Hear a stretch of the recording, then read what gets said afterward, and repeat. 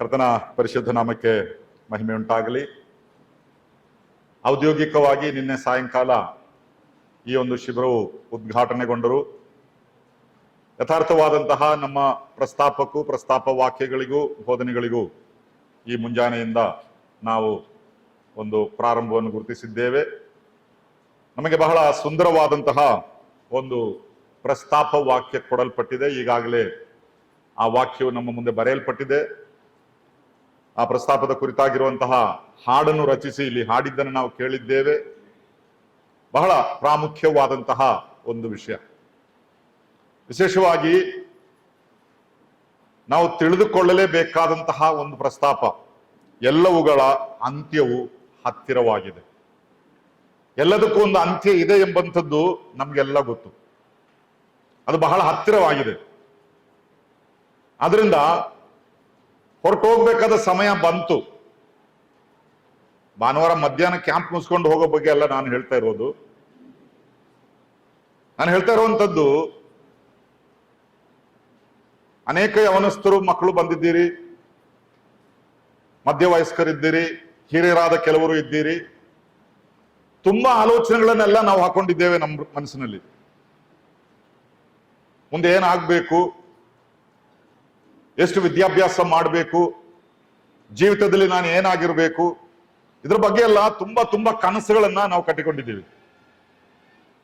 ಆದ್ರೆ ವಾಕ್ಯ ಹೇಳುವಂಥದ್ದು ಇನ್ನು ಹೆಚ್ಚು ಸಮಯ ಇಲ್ಲ, ಎಲ್ಲದರ ಅಂತ್ಯ ಹತ್ತಿರವಾಯ್ತು, ಇದನ್ನೆಲ್ಲ ಬಿಟ್ಟು ಹೋಗ್ಬೇಕಂತ ಸಮಯ ಬಂತು. ಆದ್ರಿಂದ ನಾವು ಬಹಳ ಎಚ್ಚರಿಕೆಯಿಂದ ಇರಬೇಕಾದಂತಹ ಒಂದು ಕಾಲಘಟ್ಟದಲ್ಲಿ ಇದ್ದೇವೆ. ಆದ್ರಿಂದ ಈ ಒಂದು ಶಿಬಿರದಲ್ಲಿ ಮುಂಬರುವಂತಹ ಈ 3-4 ದಿವಸಗಳು ನಾವು ಕೇಳುವಂತ ಎಲ್ಲ ವಾಕ್ಯಗಳು ಯಾವ ಸಮಯದಲ್ಲಿ ಬೇಕಾದರೂ ಹೋಗ್ಲಿಕ್ಕೆ ಸಿದ್ಧನಾಗಿದ್ದೇನೆ ಎಂಬುದಾಗಿ ನಮ್ಮನ್ನು ನಾವೇ ಸಿದ್ಧ ಮಾಡಿಕೊಳ್ಬೇಕು. ನಾನು ಕೆಲವು ವರ್ಷ ಭಾರತೀಯ ಸೈನ್ಯದಲ್ಲಿ ಸೇವೆ ಮಾಡಿದವನು, ಡಿಫೆನ್ಸ್ ನಲ್ಲಿ. ಅಲ್ಲಿ ಕೆಲವೊಮ್ಮೆ ನಮಗೆ ರಜೆ ಸಿಗ್ತದೆ ಅಥವಾ ಬೇರೆ ಬೇರೆ ಕಾರ್ಯಗಳಲ್ಲಿ ನಿರತರಾಗಿದ್ದೇವೆ. ಆದ್ರೆ ಎಲ್ಲಿದ್ರೂ ಒಂದು ಎಮರ್ಜೆನ್ಸಿ ಬಂದು ಕರೆ ಬಂದ್ರೆ ಕೂಡ್ಲೆ ಹೋಗ್ಲಿಕ್ಕೆ ಸಿದ್ಧನಾಗಿರ್ಬೇಕು ಅಷ್ಟೇ. ಮತ್ತೆ ಟೈಮ್ ಇಲ್ಲ ಅದಕ್ಕೆ. ಅದೇ ರೀತಿ ಎಲ್ಲವುಗಳ ಅಂತ್ಯ ಹತ್ತಿರವಾಗಿದೆ ಎಂಬುದಾಗಿ ಹೇಳಿದಾಗ ನಮ್ಮ ಪ್ಲಾನ್ಸ್ ಎಲ್ಲ ಇರಲಿ. PUC ಮಾಡಬೇಕು, ಆಮೇಲೆ ಡಿಗ್ರಿ ಮಾಡಬೇಕು, ಡಾಕ್ಟರ್ ಆಗ್ಬೇಕು, ಇಂಜಿನಿಯರ್ ಆಗ್ಬೇಕು, ನರ್ಸ್ ಆಗ್ಬೇಕು, ಬಿಸ್ನೆಸ್ ಮ್ಯಾನ್ ಆಗ್ಬೇಕು, ಇನ್ನು ವಿದೇಶಕ್ಕೆ ಹೋಗ್ಬೇಕು, ತುಂಬಾ ಎಲ್ಲ ಇರಬಹುದು. ಅದೆಲ್ಲ ಒಳ್ಳೇದು, ಹಾಗೆ ಇರಲಿ, ಅದು ನಡೀತಾನೆ ಇರಲಿ. ಆದ್ರೆ ಒಂದು ವೇಳೆ ಇದರ ಮಧ್ಯದಲ್ಲಿ, ಯಾಕಂದ್ರೆ ಅಂತ್ಯ ಹತ್ತಿರ ಆಗಿದೆ ಅಂತ ಇಲ್ಲಿ ವಾಕ್ಯ ಹೇಳ್ತದೆ, ಒಂದು ವೇಳೆ ಈ ಮಧ್ಯದಲ್ಲಿ ಕರೆ ಬಂದ್ರೆ ನಾನು ಸಿದ್ಧನಾಗಿದ್ದೇನೆ. ಆ ಒಂದು ಹಂತಕ್ಕೆ ನಮ್ಮ ಮನಸ್ಸನ್ನು ನಾವು ತರಬೇಕು. ಎಲ್ಲವುಗಳ ಅಂತ್ಯವು ಹತ್ತಿರವಾಗಿದೆ. ಪೇತ್ರನು 1ನೇ ಪತ್ರಿಕೆಯ 4ನೇ ಅಧ್ಯಾಯದ 7ನೇ ವಾಕ್ಯದಲ್ಲಿ ಹೇಳಿರುವಂತಹ ಒಂದು ಪ್ರಸ್ತಾಪ. ಈ ಎಲ್ಲವುಗಳ ಅಂತ್ಯ ಎಂಬುದಾಗಿ ಹೇಳುವಾಗ ಮನುಷ್ಯರಾದ ನಾವು ಅದನ್ನು 2 ರೀತಿಯಲ್ಲಿ ಕಾಣಬಹುದು. ಒಂದು, ಈ ಲೋಕದ ಅಂತ್ಯ. ಕರ್ತನಾದ ಯೇಸು ಕ್ರಿಸ್ತನು ಬರ್ತಾನೆ, ಆತನ ಪ್ರತ್ಯಕ್ಷತೆಯಲ್ಲಿ ಇದಕ್ಕೆಲ್ಲ, ಈಗ ಇರುವಂತದ್ದೆಲ್ಲವೂ ಅಳಿದು ಹೋಗುತ್ತದೆ, ಎಲ್ಲವೂ ನೂತನವಾಗುತ್ತದೆ. ಈಗ ಇರುವ ಎಲ್ಲಕ್ಕೂ ಒಂದು ಅಂತ್ಯ ಎಂಬುದಾಗಿ ನೋಡುತ್ತೇವೆ. ಆದರೆ ಈ ಅಂತ್ಯವನ್ನ ಕಾಣುವುದಕ್ಕೆ ಎಷ್ಟು ಜನರು ಇರ್ತಾರೆ ಎಂಬುದಾಗಿ ನಮಗೆ ಗೊತ್ತಿಲ್ಲ. ಯಾಕಂದ್ರೆ ಈ 1ನೇ ಶತಮಾನದಲ್ಲಿದ್ದಂತಹ ಪೇತ್ರನಾಗಲಿ, ಪೌಲನಾಗಲಿ, ಅಂದಿದ್ದಂತಹ ಶಿಷ್ಯರಾಗಲಿ, ಯಾಕೆ ನಮ್ಮ ಪೂರ್ವಿಕರು, ನಮ್ಮ ಹಿರಿಯರು, ನಮ್ಮ ಅಜ್ಜಂದಿರು, ನಮ್ಮ ತಾತಂದಿರು, ಅವರೆಲ್ಲ ಈ ಅಂತ್ಯ ನೋಡ್ಲಿಕ್ಕಾಗಿ ಕಾಯುತ್ತಾ ಇದ್ದವರು. ಆದ್ರೆ ಏನಾಯ್ತು, ಅವರ ಅಂತ್ಯ ಬಂತು, ಇಲ್ಲಿ ಹೇಳಲ್ಪಟ್ಟ ಅಂತ್ಯ ಇನ್ನು ಬಂದಿಲ್ಲ. ಅದರಿಂದ 2 ಸಾಧ್ಯತೆಗಳಿದೆ. ಒಂದು, ಎಲ್ಲವುಗಳ ಅಂತ್ಯ ಅಂದ್ರೆ ನಮ್ಮ ಕರ್ತನಾದ ಯೇಸು ಕ್ರಿಸ್ತನ ಬರೋಣ, ಅದು ಯಾವ ಕ್ಷಣದಲ್ಲಿ ಬೇಕಾದರೂ ನಡಿಬಹುದು. ಇಲ್ಲದಿದ್ದರೆ ನಮ್ಮ ಅಂತ್ಯ ಅದು ಯಾವಾಗ ಎಂಬುದಾಗಿ ಹೇಳಲಿಕ್ಕೆ ನಮಗೆ ಬರೋದಿಲ್ಲ. ಅದಕ್ಕೆ ವಯಸ್ಸೇನು ದೊಡ್ಡ ಸಮಸ್ಯೆ ಅಲ್ಲ ರೀ. ಕೆಲವರು ಹೇಳ್ತಾರೆ, ಮನುಷ್ಯನ ಆಯುಷ್ಕಾಲ 70, ಬಲ ಹೆಚ್ಚಿದ್ರೆ 80, ಅದರಿಂದ ಮಿನಿಮಮ್ 80 ಗ್ಯಾರಂಟಿ ಇದೆ ಎಂಬುದಾಗಿ. ಅಲ್ಲ, ಆತರ ಗ್ಯಾರಂಟಿ ಏನಿಲ್ಲ. ದೊಡ್ಡವರಾದ್ರು ಸಣ್ಣವರಾದ್ರು ಯಾವ ಪ್ರಾಯದಲ್ಲಿ ಬೇಕಾದ್ರೂ ಹೋಗ್ಬೋದು. ಅದರಿಂದ ನಾವು ಬಹಳ ಜಾಗೃತಿಯಿಂದ ಇರಬೇಕು, ಹೋಗ್ಲಿಕ್ಕೆ ಸಿದ್ಧರಾಗಿರ್ಬೇಕು. ಅದರಿಂದ ಎಲ್ಲವುಗಳ ಅಂತ್ಯ ಎಂಬುದಾಗಿ ಹೇಳಿದಾಗ ಇಲ್ಲಿ ಪೌಲನು ತನ್ನ ಜೀವಿತದಲ್ಲಿ ಒಂದು ಅಂತ್ಯದ ಕುರಿತಾಗಿ ಮಾತಾಡುವ ಒಂದು ಮಾತನ್ನು ನಾನು ಮೊದಲನೇದಾಗಿ ತೆಗೆದುಕೊಳ್ಳುತ್ತೇನೆ.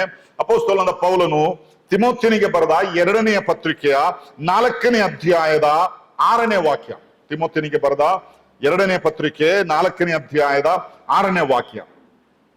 ಯಾಕಂದರೆ ನಾನಂತೂ ಈಗಲೇ ಪಾನದ್ರವ್ಯವಾಗಿ ಅರ್ಪಿತನಾಗುತ್ತಾ ಇದ್ದೇನೆ, ನಾನು ಹೊರಟು ಹೋಗಬೇಕಾದ ಸಮಯವು ಸಮೀಪಕ್ಕೆ ಬಂದದೆ.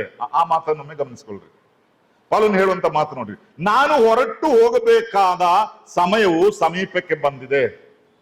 ಎಲ್ಲವುಗಳ ಅಂತ್ಯವು ಹತ್ತಿರವಾಗಿದೆ, ಅದೊಂದು ವಿಷಯ. ಆದ್ರೆ ವೈಯಕ್ತಿಕವಾಗಿ ಪೌಲನು ನಾನು ಹೊರಟು ಹೋಗಬೇಕಾದ ಸಮಯ ಬಂದಿದೆ, ಅಂದ್ರೆ ನನ್ನ ಜೀವಿತ ಕಾಲದ ಅಂತ್ಯ ಬಂದಿದೆ ಎಂಬುದನ್ನು ಆತನು ಇಲ್ಲಿ ನಮಗೆ ವಿವರಿಸುವನಾಗಿದ್ದಾನೆ.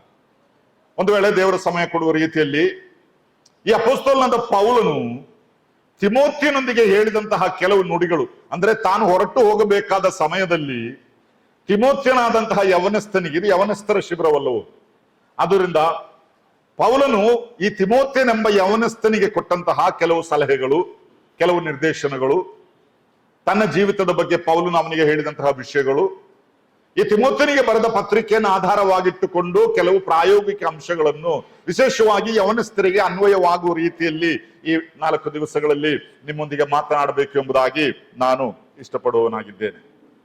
ಪೌಲನ ಈ ಒಂದು ವಾಕ್ಯಕ್ಕೆ ನಾವು ಬರುವಾಗ, ನಾನು ಹೊರಟು ಹೋಗಬೇಕಾದ ಸಮಯ ಬಂತು. ಯಾರಿಗೆ ಸಂತೋಷ? ಯಾರಿಗೂ ಸಂತೋಷ ಇಲ್ಲ. ಈ ಟೈಮ್ ಆಯ್ತು ಹೋಗ್ಬೇಕು ಎಂಬುದಾಗಿ ಬಂದ್ರೆ ಎಲ್ರಿಗೂ ದುಃಖ ಅಲ್ವಾ? ಏನಾದ್ರೂ ಮಾಡಿ ಇನ್ನೊಂದು ತಿಂಗಳು ಬದುಕಿದ್ರೆ ಒಳ್ಳೇದಿತ್ತು ಎಂಬಂತ ಆಸೆ. 90 ಆದ್ರೂ ಪರವಾಗಿಲ್ಲ, 100 ಆದ್ರೂ ಪರವಾಗಿಲ್ಲ, ಇನ್ನೂ ಆಕ್ಸಿಜನ್ ಕೊಟ್ಟುಕೊಂಡು ಎಮರ್ಜೆನ್ಸಿಯಲ್ಲಿ ಹಾಕಿ ಏನಾದ್ರೂ ಮಾಡಿ ಒಂದು 10 ದಿವಸ ಮುಂದೆ ಹೋದ್ರೆ ಪರವಾಗಿಲ್ಲ, ಹೋಗ್ಲಿ ಎಂಬುದಾಗಿ. ಅಂದ್ರೆ ಬಿಟ್ಟು ಹೋಗ್ಲಿಕ್ಕೆ ಯಾರಿಗೂ ಮನಸ್ಸಿಲ್ಲ ರೀ, ಇನ್ನೂ ಬದುಕಬೇಕು ಎಂಬುದಾಗಿ. ಮತ್ತೆ ಮಕ್ಕಳ ವಿಷಯ ಹೇಳಿ ಪ್ರಯೋಜನ ಇಲ್ಲ. ಇನ್ನು ಎಷ್ಟೋ ವರ್ಷ ಇದೆ, ಆ ಬಗ್ಗೆನೇ ಮಾತಾಡ್ಬೇಡಿ ಅಂಕಲ್ ಎಂಬುದಾಗಿ ನೀವು ಹೇಳ್ಬೋದು. ಇಲ್ಲಿ ಪೌಲನು ಹೇಳುವಂಥದ್ದು, ನನ್ನ ಟೈಮ್ ಆಯ್ತು, ನಾನು ಹೋಗ್ತಾ ಇದ್ದೇನೆ. ಆದ್ರೆ ಪೌಲನು ಹೋಗುವಾಗ, ಒಂದೇಳೆ ಪೌಲನು ಹೋಗುವುದರಲ್ಲಿ ಅವನ ಜೊತೆಯಲ್ಲಿ ಇದ್ದವರಿಗೆಲ್ಲ ತುಂಬಾ ದುಃಖ ಇರಬಹುದು. ನಾವು ಪ್ರೀತಿಸುವ ನಮ್ಮವರೆಲ್ಲ ನಮ್ಮನ್ನು ಬಿಟ್ಟು ಹೋದ್ರೆ ನಮ್ಗೆ ಎಷ್ಟು ದುಃಖ ಆಗುತ್ತದೆ ಅಲ್ವಾ? ನಾವು ಇನ್ನೂ ದುಃಖದಿಂದ ಹೊರಗೆ ಬಂದಿಲ್ಲ ಇತ್ತೀಚಿನ ದಿವಸಗಳಲ್ಲಿ ನಡೆದಂತ ಘಟನೆಗಳಿಂದ, ನಮ್ಗೆಲ್ಲ ಗೊತ್ತು. ಆದ್ರೆ ಪೌಲನ ಹೃದಯದಲ್ಲಿ ಒಂದು ದೊಡ್ಡ ಆದರಣೆ ಇದೆ. ಅದೇನ್ ಗೊತ್ತಾ? ನಾನು ಬಿಟ್ಟು ಹೋದರೂ ನಾನು ಮಾಡುತ್ತಿದ್ದಂತಹ ಈ ಕೆಲಸ, ನಾನು ಬಿಟ್ಟು ಹೋದರೂ ನಾನು ಮಾಡುತ್ತಿದ್ದಂತಹ ಈ ಸೇವೆ, ಅದು ನಿಂತು ಹೋಗೋದಿಲ್ಲ. ಆ ಒಂದು ಧೈರ್ಯ ಅವನಿಗಿದೆ. ಅದೇನ್ ಗೊತ್ತಾ? ತಿಮೋಥೆಯನಂತಹ ಒಬ್ಬ ಯವನಸ್ಥನಿದ್ದಾನೆ, ಅವನನ್ನು ನಾನು ಸಜ್ಜುಗೊಳಿಸಿದ್ದೇನೆ. ಇನ್ನು ನಾನು ಹೋದರೂ ಈ ಸೇವೆ ಮುಗಿದು ಹೋಗೋದಿಲ್ಲ, ಯಾಕಂದ್ರೆ ಇದನ್ನು ಮುಂದುವರಿಸಲು ಒಬ್ಬ ತಿಮೋಥೆಯನಿದ್ದಾನೆ ಎಂಬಂತಹ ಒಂದು ಧೈರ್ಯ ಪೌಲನೊಳಗಿದೆ. ಅದರಿಂದಲೇ ದುಃಖದಿಂದಲ್ಲ, ಸಂತೋಷದಿಂದ ಆತನಲ್ಲಿ ಹೇಳ್ತಾ ಇದ್ದಾನೆ, ನನ್ನ ಟೈಮ್ ಆಯ್ತು, ಇನ್ನು ನೀನಿದ್ಯಲ್ಲ, ನನಗೆ ಅದೇ ಸಾಕು ಎಂಬುದಾಗಿ. ಯಾಕಪ್ಪ ಈ ಒಂದು ಪ್ರಸ್ತಾಪವನ್ನು ನಾನು ನಿಮ್ಮೊಂದಿಗೆ ಮಾತಾಡ್ಲಿಕ್ಕೆ ಆರಿಸಿಕೊಂಡಿದ್ದೇನೆ. 50 ವರ್ಷ ಮುಗಿಸಿದಂತಹ ಒಂದು ಸೇವೆ, CWF ಸೇವೆ, ಈ ಯವನಸ್ಥ ಶಿಬಿರದ ಸೇವೆ. ಆದ್ರೆ ವರ್ಷಗಳು ಮುಂದೆ ಹೋದ ಹಾಗೆ ಒಂದೊಂದು ತಲೆಮಾರುಗಳು ಬಿಟ್ಟು ಹೋಗುತ್ತಾ ಇರುತ್ತವೆ, ಮತ್ತೊಂದು ತಲೆಮಾರು ಮುಂದೆ ಬರ್ತಾ ಇರ್ತದೆ. ಅನೇಕ ಪೌಲರು ನಮ್ಮ ಮಧ್ಯದಲ್ಲಿದ್ದರು, ಈ ಸೇವೆಗೆ ಹೆಗಲುಗೊಟ್ಟು. ಇಂದು ನಮ್ಮ ರಾಜ್ಯದಲ್ಲಿ ಎಲ್ಲಾ ರೀತಿಯ ಕೆಟ್ಟ ವಿಷಯಗಳು, ಅನೀತಿಗಳು ತುಂಬಿ ತುಳುಕುತ್ತಿರುವಂತಹ ಈ ಜನ ಸಮೂಹದ ಮಧ್ಯದಲ್ಲಿ ಯಥಾರ್ಥ ಮನೋಭಾವದಿಂದ ದೇವರಲ್ಲಿ ಭಯಭಕ್ತಿ ಉಳ್ಳವರಾಗಿ ಉತ್ತಮ ಮಾದರಿಯ ಜೀವಿತವನ್ನ ಪ್ರದರ್ಶಿಸುವುದಕ್ಕೆ ಅನೇಕ ಯವನಸ್ಥರನ್ನು ಸಜ್ಜುಗೊಳಿಸಿದಂತಹ ಒಂದು ಸೇವೆ ಈ CWF ಕ್ಯಾಂಪ್. ವರ್ಷಾನುವರ್ಷ ನಡೀತಾ ಇರುವಂತಹ ಈ ಕ್ಯಾಂಪ್ ಅನೇಕ ವರ್ಷಗಳಿಂದ ನಾನು ಇಲ್ಲಿ ಬರ್ತಾ ಇದ್ದೇನೆ, ಮಾತಾಡ್ತಾ ಇದ್ದೀನಿ. ಅದರಿಂದ ತಿಮೋಥೆಯನೆಂಬಂತಹ ಒಬ್ಬ ಯವನಸ್ಥ ವ್ಯಕ್ತಿಯನ್ನು ಸಿದ್ಧ ಮಾಡಿ ನಾನು ಕಳಿಸಿದ್ದೇನೆ. ಅನ್ನ ಕೊನೆಯಲ್ಲಿ, ಅಂದ್ರೆ ಈ ಶಿಬಿರದ ಕೊನೆಯಲ್ಲಿ ನಾನು ಹೇಳಬೇಕಾದಂತಹ ಒಂದು ಪ್ರಯೋಗವನ್ನು ಇಲ್ಲಿ ನಾನು ಹೇಳಿಕೊಳ್ಳುತ್ತೇನೆ. ಈ ಶಿಬಿರ ಮುಗಿಸಿ ಇಲ್ಲಿಂದ ನಾವು ಹೋಗುವಾಗ ಪ್ರತಿಯೊಬ್ಬರು, ಅದು ಯವನಸ್ಥರಾಗಲಿ ಯವನಸ್ಥಿಯರಾಗಲಿ, ಎಲ್ಲರೂ ಒಂದು ಮಾತು ಹೇಳಬೇಕು, I am the next Timothy. ನಾನು ಮುಂದಿನ ತಿಮೋಥಿ. ಅನೇಕ ಪೌಲರು ನಮ್ಮನ್ನು ಸಜ್ಜುಗೊಳಿಸಿದ್ದಾರೆ. ಇನ್ನು ಕೇಳಿದ ಮಾತನ್ನು ಅದಿರಲಿ ಎಲ್ಲಿಯಾದ್ರೂ ಪ್ರಸಂಗ ಮಾಡ್ಲಿಕ್ಕೆ ನಮಗೆ ಸಹಾಯವಾದೀತು ಎಂಬುದಾಗಿ ಹೇಳಿ ಒಳಗಡೆ ಬಚ್ಚಿಟ್ಟುಕೊಳ್ಳೋದಲ್ಲ. ಆ ಸೇವೆಯನ್ನು ಮುಂದುವರಿಸಲಿಕ್ಕೆ ನಾನು ಬರುತ್ತೇನೆ. ಅದಕ್ಕೋಸ್ಕರ ನೀವು ಒಬ್ಬೊಬ್ಬರು ಸಜ್ಜಾಗಬೇಕು. ದೊಡ್ಡ ಕ್ಯಾಂಪ್ ರೀ, ಎಷ್ಟು ಒಂದು 300-400 ಜನ ಆಗಿರ್ಬೋದು ರಿಜಿಸ್ಟ್ರೇಷನ್ ಅಲ್ವಾ, ಇನ್ನೂ ಬರ್ತಾ ಇದ್ದಾರೆ. ಆದ್ರೆ ಈ ರಾಜ್ಯದಲ್ಲಿ ಅಥವಾ ಈ ದೇಶದಲ್ಲಿರುವಂತಹ ಯಥಾರ್ಥ ಮನೋಭಾವವುಳ್ಳ ವಿಶ್ವಾಸಿಗಳ ಸಂಖ್ಯೆಯನ್ನು ತೆಗೆದುಕೊಂಡರೆ ಇದೇನೂ ಇಲ್ಲ, ಸ್ವಲ್ಪ ಮಾತ್ರ.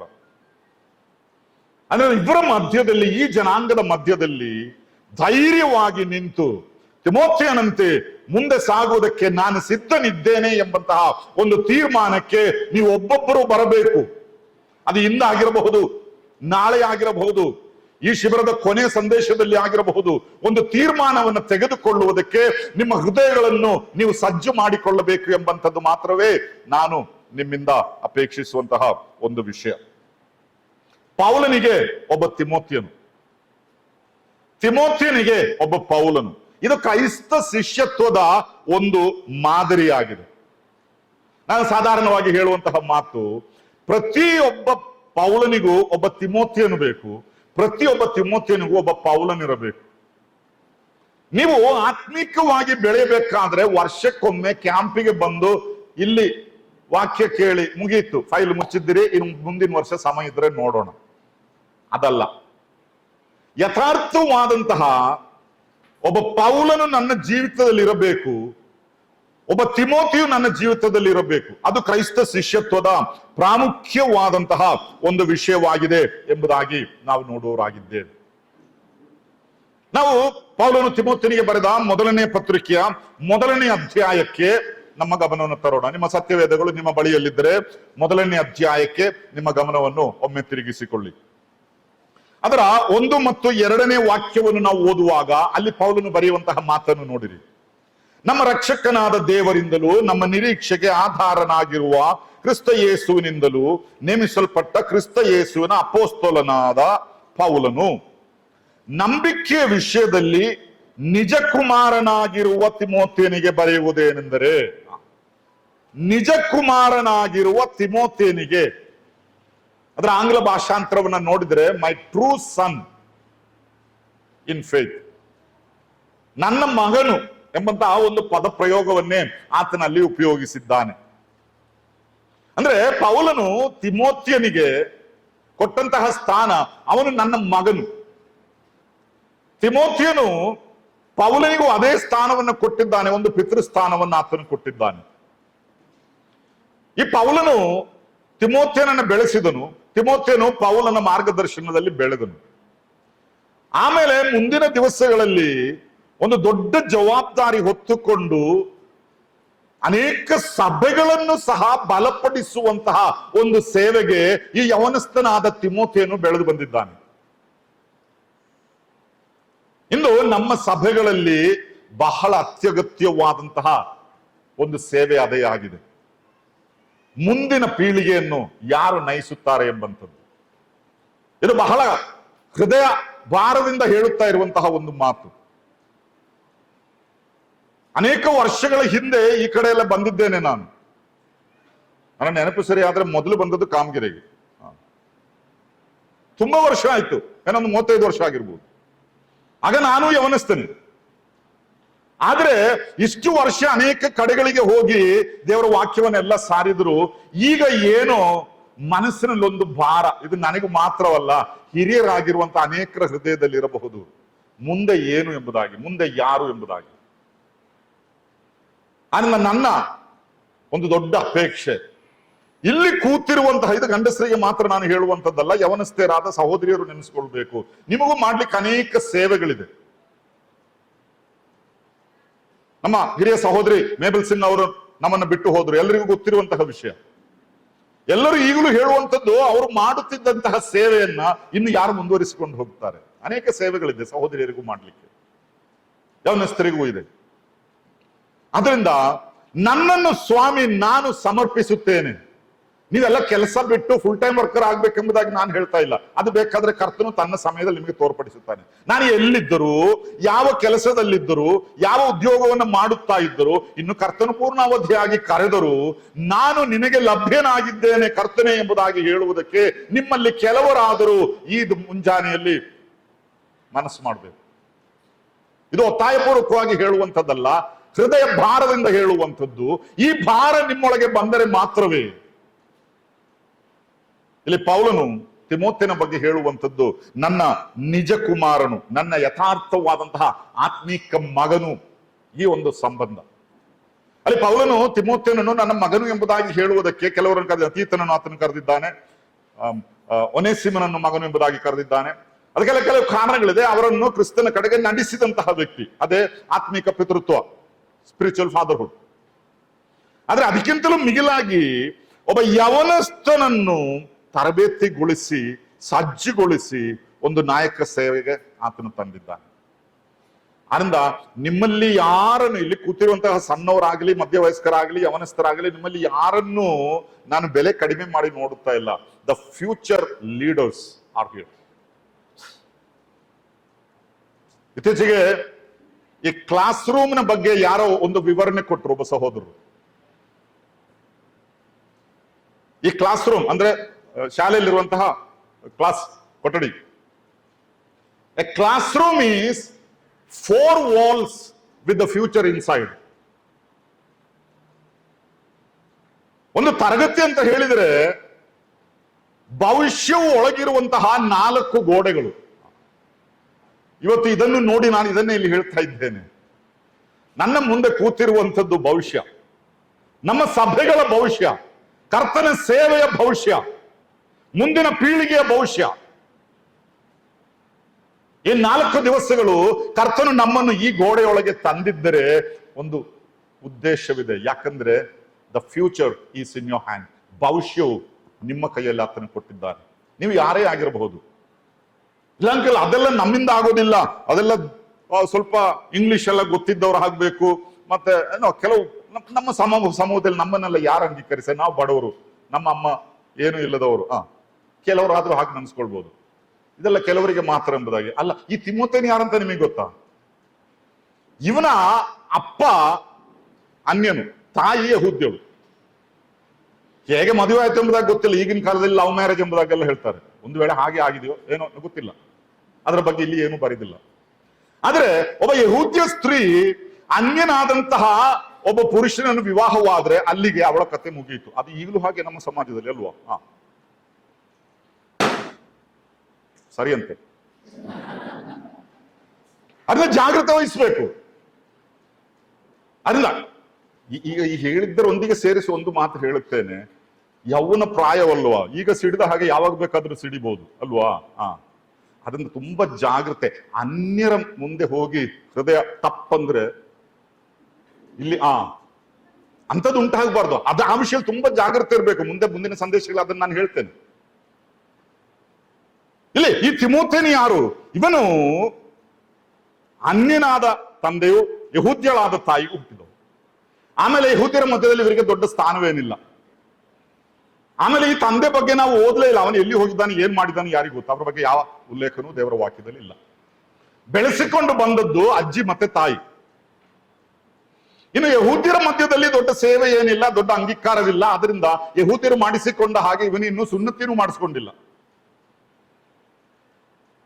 ಅಂದ್ರೆ ಈ ಯೆಹೂದ್ಯರ ಮಧ್ಯದಲ್ಲಿ ಯಾರಿಗೂ ಬೇಡಾದವನು. ಈ ಪೌಲನೇ ಯಾರು? ಆತನು ಮಹಾದೊಡ್ಡ ಯೆಹೂದ್ಯನು. ಆ ಯೆಹೂದ್ಯರ ಧರ್ಮಶಾಸ್ತ್ರವನ್ನೆಲ್ಲ ಹಾಗೆ ಇಟ್ಟುಕೊಂಡು ಕಾಪಾಡಿಕೊಂಡು ಅವರು ಏನ್ ಹೇಳ್ತಾರೋ ಅದನ್ನೆಲ್ಲ ಮಾಡಿಕೊಂಡು ಅನುಸರಿಸಿಕೊಂಡು ಭಕ್ತನಾಗಿ ಜೀವಿಸುವಂತಹ ಒಬ್ಬ ವ್ಯಕ್ತಿ. ಆದ್ರೆ ಜನರ ದೃಷ್ಟಿಯಲ್ಲಿ ತಿಮೋಥೆಯನು ಏನಿಲ್ಲದವನು, ಕನಿಷ್ಠನು. ಅವನಿಗೆ ಒಂದು ದೊಡ್ಡ ಭವಿಷ್ಯ ಇಲ್ಲಿ ಉಂಟಾಯಿತು ಎಂಬುದಾಗಿ ನಾವು ನೋಡ್ತಾ ಇದ್ದೇವೆ. ದೊಡ್ಡ ಪ್ರಸಂಗಿಯಾದನು, ದೊಡ್ಡ ಬೋಧಕನಾದನು, ಒಂದು ಸಭೆಯನ್ನು ಬೆಳೆಸೋದಕ್ಕೆ ಅವನು ಸಾಧಕನಾದನು. ಅದರಿಂದ ನಿಮ್ಮಲ್ಲಿ ಯಾರು ನನಗೆ ಶಕ್ತಿ ಇಲ್ಲ, ನನ್ನನ್ನು ಎಲ್ಲರೂ ಕೀಳ್ಮಟ್ಟದಲ್ಲಿ ನೋಡ್ತಾರೆ, ನನಗೆ ದುಡ್ಡಿಲ್ಲ, ನನಗೆ ವಿದ್ಯಾಭ್ಯಾಸವಿಲ್ಲ, ಹಾಗೆ ಕೊರಗಿಕೊಂಡು ಇದರಿಂದ ನೀವು ದೂರ ಇರಬೇಡ್ರಿ. ನೀವೆಲ್ಲ ಅಮೂಲ್ಯರೇ. ನೀವೆಲ್ಲ ದೇವರ ದೃಷ್ಟಿಯಲ್ಲಿ VIP. ಇಲ್ಲಿರುವಂತಹ ಅತಿ ಕಿರಿಯನಿಂದ ಹಿಡಿದು ಪ್ರತಿಯೊಬ್ಬರು ದೇವರು ನಿಮಗೆ ಕೊಟ್ಟ ಬೆಲೆ ಇದೆಯಲ್ಲ, ಅದು ನನಗೆ ಕೊಟ್ಟಷ್ಟೇ ಬೆಲೆ ನೀವು ಕೊಟ್ಟಿದ್ದಾನ್ರಿ. ನನಗೆ ಸ್ವಲ್ಪ ಎಕ್ಸ್ಟ್ರಾ ಬ್ಲಡ್ ಏನು ಸುರಿಸಲಿಲ್ಲ ಆತನು ಅಲ್ವಾ? ಜೋಸ್ ಮ್ಯಾಥ್ಯೂಸ್ ಇವರು ದೊಡ್ಡ ಪ್ರಸಂಗಿ ಆಗ್ಬೇಕು, ಇವರಿಗೆ ಒಂದು ಅನ್ಸ್ ಎಕ್ಸ್ಟ್ರಾ ಬ್ಲಡ್ ಎಂಬುದಾಗಿ ಏನಾದ್ರು ಹೇಳಿದ್ನ? ಇಲ್ಲ. ಒಂದೇ ಲೆಕ್ಕ, ನಿಮಗೆ ಕೊಟ್ಟಷ್ಟೇ ನನಗೂ ಕೊಟ್ಟಿರೋದು, ಒಂಚೂರು ಜಾಸ್ತಿ ಕೊಟ್ಟಿಲ್ಲ, ನಿಮ್ಗೆ ಒಂಚೂರು ಕಮ್ಮಿನೂ ಕೊಟ್ಟಿಲ್ಲ. ಅದರ ಅರ್ಥ ಏನು?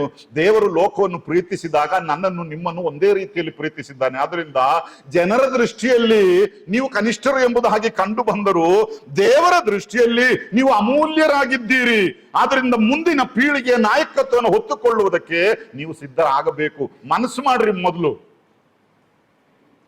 ಈ ತಿಮೋಥೆಯನು ನಾನು ಹೇಳಿದ ಹಾಗೆ ಇನ್ನೂ ಸುನ್ನತಿ ಮಾಡಿಸಿಕೊಳ್ಳದಂತಹ ಒಬ್ಬ ಅನ್ಯನ ಉಪಾಧಿಯಲ್ಲಿ ಜೀವಿಸುತ್ತಿರುವಂತಹ ವ್ಯಕ್ತಿ. ಒಂದು ವೇಳೆ ಈ ಚರಿತ್ರೆಯನ್ನು ನಾವು ಕಲಿಯುವುದಾದ್ರೆ ಕೆಲವು ವೇದ ಪಂಡಿತರು ಹೀಗೆ ಹೇಳ್ತಾರೆ, ಪೌಲನು ಯಾವುದೋ ಪ್ರಸಂಗ ಕೂಟಕ್ಕೋಸ್ಕರ ಆ ಪ್ರದೇಶಕ್ಕೆ ಬಂದಾಗ ಇವನು ಇವನ ತಾಯಿಯು ಅಜ್ಜಿಯು ಒಂದು ವೇಳೆ ಈ ಕೂಟಕ್ಕೆ ಬಂದಿದ್ದಾರೆ. ಈ ಪೌಲನ ಪ್ರಸಂಗವೆಲ್ಲ ಕೇಳಿದ ಮೇಲೆ ಕೊನೆಗೆ ಈ ತಾಯಿ ಮತ್ತೆ ಅಜ್ಜಿ ಇವನನ್ನ ಕರೆದುಕೊಂಡು ನೀನು ಇವರ ಜೊತೆ ಸೇರ್ಕೊಂಡು ಸೇವೆಯಲ್ಲಿ ಮುಂದೆ ಬಾ ಎಂಬುದಾಗಿ ಕಳಿಸಿದ್ರು. ಪೌಲನು ಅವನನ್ನ ಸ್ವೀಕರಿಸಿಕೊಂಡರು. ಆದ್ರಿಂದಲೇ ಹೀಗೆ ಈ ತಿಮೋಥೆಯನು ಪೌಲನೊಡನೆ ಒಂದು ಸಂಬಂಧವನ್ನ ಬೆಳೆಸಿದ್ರಿಂದ, ನಾನು ಯಾಕೆ ಇಷ್ಟು ವಿವರವಾಗಿ ಈ ಒಂದು ಮಾತನ್ನು ಹೇಳಿದೆ ಎಂಬುದಾಗಿ ಕೇಳಿದರೆ, ನಿಮ್ಮೆಲ್ಲರ ಜೀವಿತದಲ್ಲಿ ಈ ವರ್ಷಕ್ಕೊಮ್ಮೆ ಬಂದು ಕ್ಯಾಂಪ್ನಲ್ಲಿ ಕೇಳಿಸಿಕೊಳ್ಳುವಂಥದ್ದು ಮಾತ್ರವಲ್ಲ, ವೈಯಕ್ತಿಕವಾಗಿ ಒಬ್ಬ ಪೌಲನು ನಿಮ್ಮ ಜೀವಿತದಲ್ಲಿ ಇರಬೇಕು. ನಿಮಗೆ ಮಾರ್ಗದರ್ಶನ ಕೊಡುವಂತಹ ವ್ಯಕ್ತಿ, ಆತ್ಮಿಕವಾಗಿ ನಿಮ್ಮನ್ನ ಪ್ರೋತ್ಸಾಹಿಸುವಂತಹ ಒಬ್ಬ ವ್ಯಕ್ತಿ, ನಿಮ್ಮ ಸಂಶಯಗಳಿಗೆ ಉತ್ತರ ಕೊಡುವಂತಹ ಒಬ್ಬ ವ್ಯಕ್ತಿ, ನಿಮ್ಮ ತಪ್ಪುಗಳನ್ನು ತಿದ್ದುವಂತಹ ಒಬ್ಬ ವ್ಯಕ್ತಿ.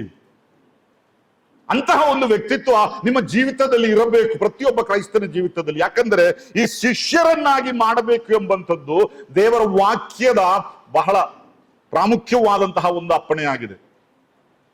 ಮತ್ತಾಯನ ಸುವಾರ್ತೆ 28ನೇ ಅಧ್ಯಾಯದ 19ನೇ ವಾಕ್ಯದಲ್ಲಿ ನಮ್ಮ ಕರ್ತನಾದ ಯೇಸು ಕ್ರಿಸ್ತನು ಹೇಳಿದಂತಹ ಮಾತು, ಆದ್ದರಿಂದ ನೀವು ಹೊರಟು ಹೋಗಿ ಎಲ್ಲಾ ದೇಶಗಳ ಜನರನ್ನು ಶಿಷ್ಯರನ್ನಾಗಿ ಮಾಡಿರಿ.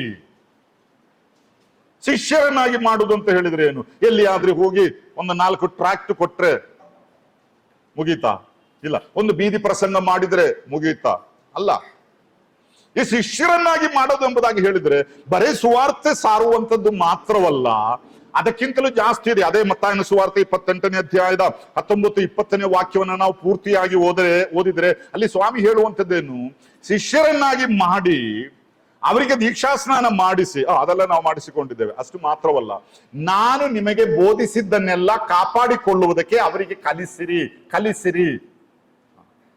ಅಂದ್ರೆ ಪ್ರಾಕ್ಟಿಕಲ್ ಕ್ರಿಶ್ಚಿಯನ್ ಲೈಫ್, ಪ್ರಾಯೋಗಿಕ ಕ್ರೈಸ್ತ ಜೀವಿತ, ಅದನ್ನ ಅವರಿಗೆ ಕಲಿಸಿಕೊಡ್ಬೇಕು. ಈಗ ನಾನು ಯಾಕೆ ವಾಕ್ಯ ಹೇಳ್ತಾ ಇದ್ದೇನೆ ಎಂಬುದಾಗಿ ಹೇಳಿದ್ರೆ, ಈ ಪೌಲನು ತಿಮೋಥೆಯನೊಂದಿಗೆ ಮಾಡಿದ್ದದೇ. ಅಂದ್ರೆ ನಿಮ್ಮ ಜೀವಿತದಲ್ಲಿ ಹಿರಿಯರಾದಂತಹ ಅಥವಾ ನಿಮ್ಮ ಆತ್ಮೀಕ ಜೀವಿತದ ಬಗ್ಗೆ ಕಾಳಜಿ ಉಳ್ಳಂತಹ ಒಬ್ಬ ಪೌಲನನ್ನು ನೀವು ಕಂಡುಕೊಳ್ಬೇಕು.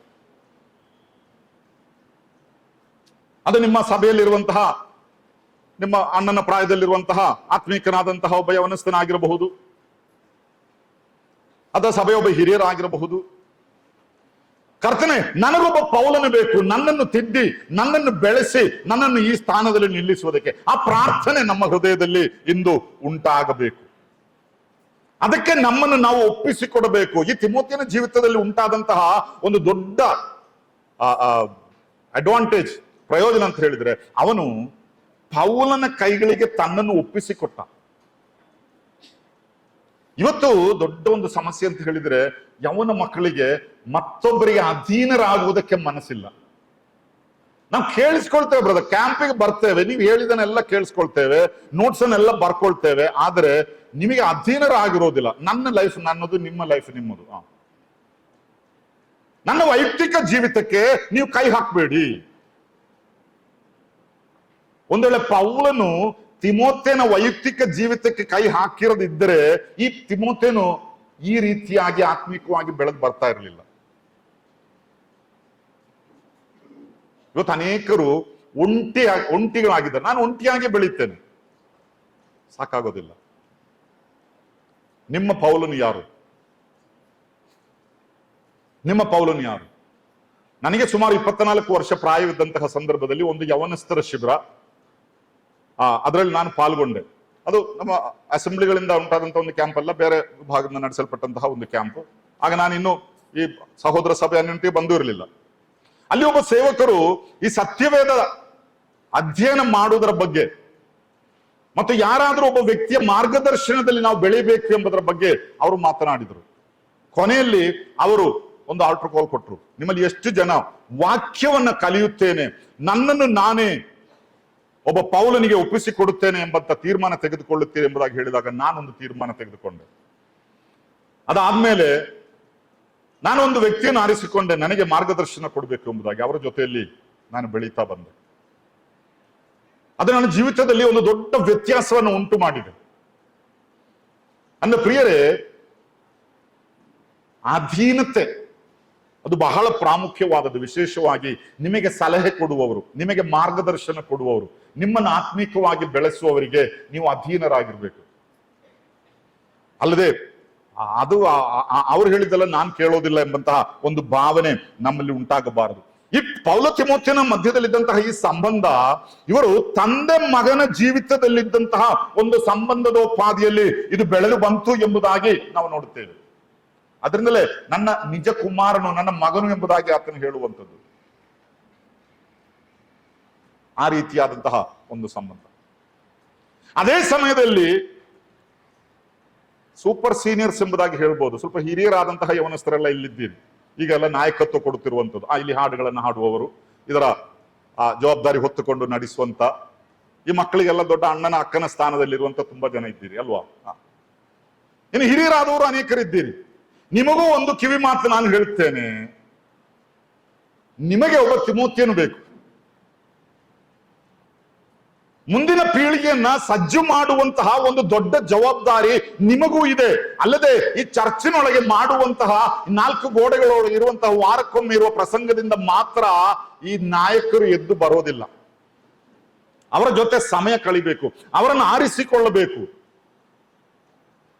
ಅವರನ್ನು ನಿಮ್ಮವರನ್ನಾಗಿ ನೀವು ಅಂಗೀಕರಿಸಿಕೊಳ್ಳಬೇಕು.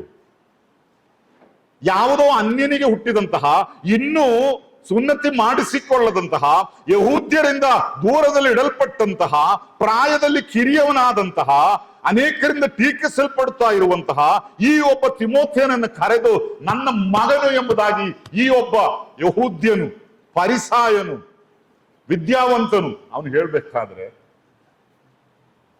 ಇದು ನಾಯಕತ್ವದಲ್ಲಿರುವಂತಹ ಸಹೋದರರ ಜೀವಿತದಲ್ಲಿಯೂ ಬೇಕು. ಮಕ್ಕಳ ಶಿಬಿರ ಮಾತ್ರವಲ್ಲ, ಅನೇಕ ಲೀಡರ್ಶಿಪ್ ನಲ್ಲಿ ಇರೋರು ಇಲ್ಲಿ ಇದ್ದೀರಿ. ಅದರಿಂದ ಈ ಒಂದು ಮಾತನ್ನು ಅದರ ಜೊತೆ ನಾನು ಸೇರಿಸಿ ಹೇಳಿದೆ. ಈ ಮಕ್ಕಳಲ್ಲಿ ಯಾರಾದ್ರೂ ನಮ್ಮ ಸಭೆಗಳಿಂದ ನಾಳೆ ತಪ್ಪಿ ಹೋದರೆ, ಅವನು ಸಭೆಗೆ ಸರಿಯಾಗಿ ಬರಲಿಲ್ಲ, ಅವನು ಕ್ಯಾಂಪಿಗೆ ಬರಲಿಲ್ಲ, ಬಾಯ್ಪಾಠ ಹೇಳಿದ ಕೀರ್ತನೆ ಅವನು ಬಾಯ್ಪಾಠ ಮಾಡಲಿಲ್ಲ, ಇಂತಹ ಕಾರಣಗಳನ್ನು ನೆಪಗಳನ್ನು ಒಡ್ಡಿ ನಾವು ಅದರಿಂದ ಎಸ್ಕೇಪ್ ಆಗ್ಲಿಕ್ಕೆ ಸಾಧ್ಯ ಇಲ್ಲ. ನೀವು ಅವರನ್ನ ಹುಡ್ಕೊಂಡು ಹೋಗ್ಬೇಕ್ರಿ, ನೀವು ಅವರನ್ನ ಕರಿಬೇಕು, ನೀವು ಅವರ ಹತ್ತಿರಕ್ಕೆ ಬರಬೇಕು, ನೀವು ಅವರನ್ನ ಸ್ವೀಕರಿಸಬೇಕು, ನೀವು ಅವರಿಗೆ ಮಾರ್ಗದರ್ಶನ ಕೊಡಬೇಕು. ಅದರಿಂದ ಇವು ದೊಡ್ಡ ಸೇವೆ ಇರಲಿ, ವರ್ಷಕ್ಕೊಮ್ಮೆ ನಡೆಯುವಂತ ಕ್ಯಾಂಪು, 6 ತಿಂಗಳಿಗೊಮ್ಮೆ ಸಭೆಯಲ್ಲಿ ನಡೆಯುವಂತ ಕನ್ವೆನ್ಷನ್, ಇದೆಲ್ಲ ಅದು ಹಾಗೆ ನಡೀತಾ ಇರಲಿ, ಅದು ಬೇಡ ಎಂಬುದಾಗಿ ಹೇಳೋದಿಲ್ಲ. ಆದರೆ ಕಡಿಮೆ ಪಕ್ಷ 1-2 ಜನರಾದರೂ ಪ್ರತಿಯೊಬ್ಬ ಪೌಲನಿಗೂ ತಿಮೋಥೆಯನಾಗಿರಬೇಕು. ನನ್ನ ಜೀವಿತದಲ್ಲಿ ಈ ಒಂದು ವ್ಯಕ್ತಿಯೊಂದಿಗೆ ಅಥವಾ ಈ 2-3 ವ್ಯಕ್ತಿಗಳೊಂದಿಗೆ ನಾನು ಹೆಚ್ಚಿನ ಸಮಯವನ್ನು ಕಳೆಯುತ್ತೇನೆ, ಅವರನ್ನು ಆತ್ಮೀಕವಾಗಿ ನಾನು ಬೆಳೆಸುತ್ತೇನೆ. ಪೌಲನಿಗೆ ದೊಡ್ಡ ಸಮೂಹವಿತ್ತು ಅವನ ಜೊತೆಯಲ್ಲಿ, ಆದರೆ ಅದರಲ್ಲಿ ಕೆಲವರನ್ನ ಮಾತ್ರ ನನ್ನ ಮಕ್ಕಳು ಎಂಬುದಾಗಿ ಆತನು ಕರೀತಾನೆ, ಎಲ್ಲರನ್ನೂ ಅಲ್ಲ.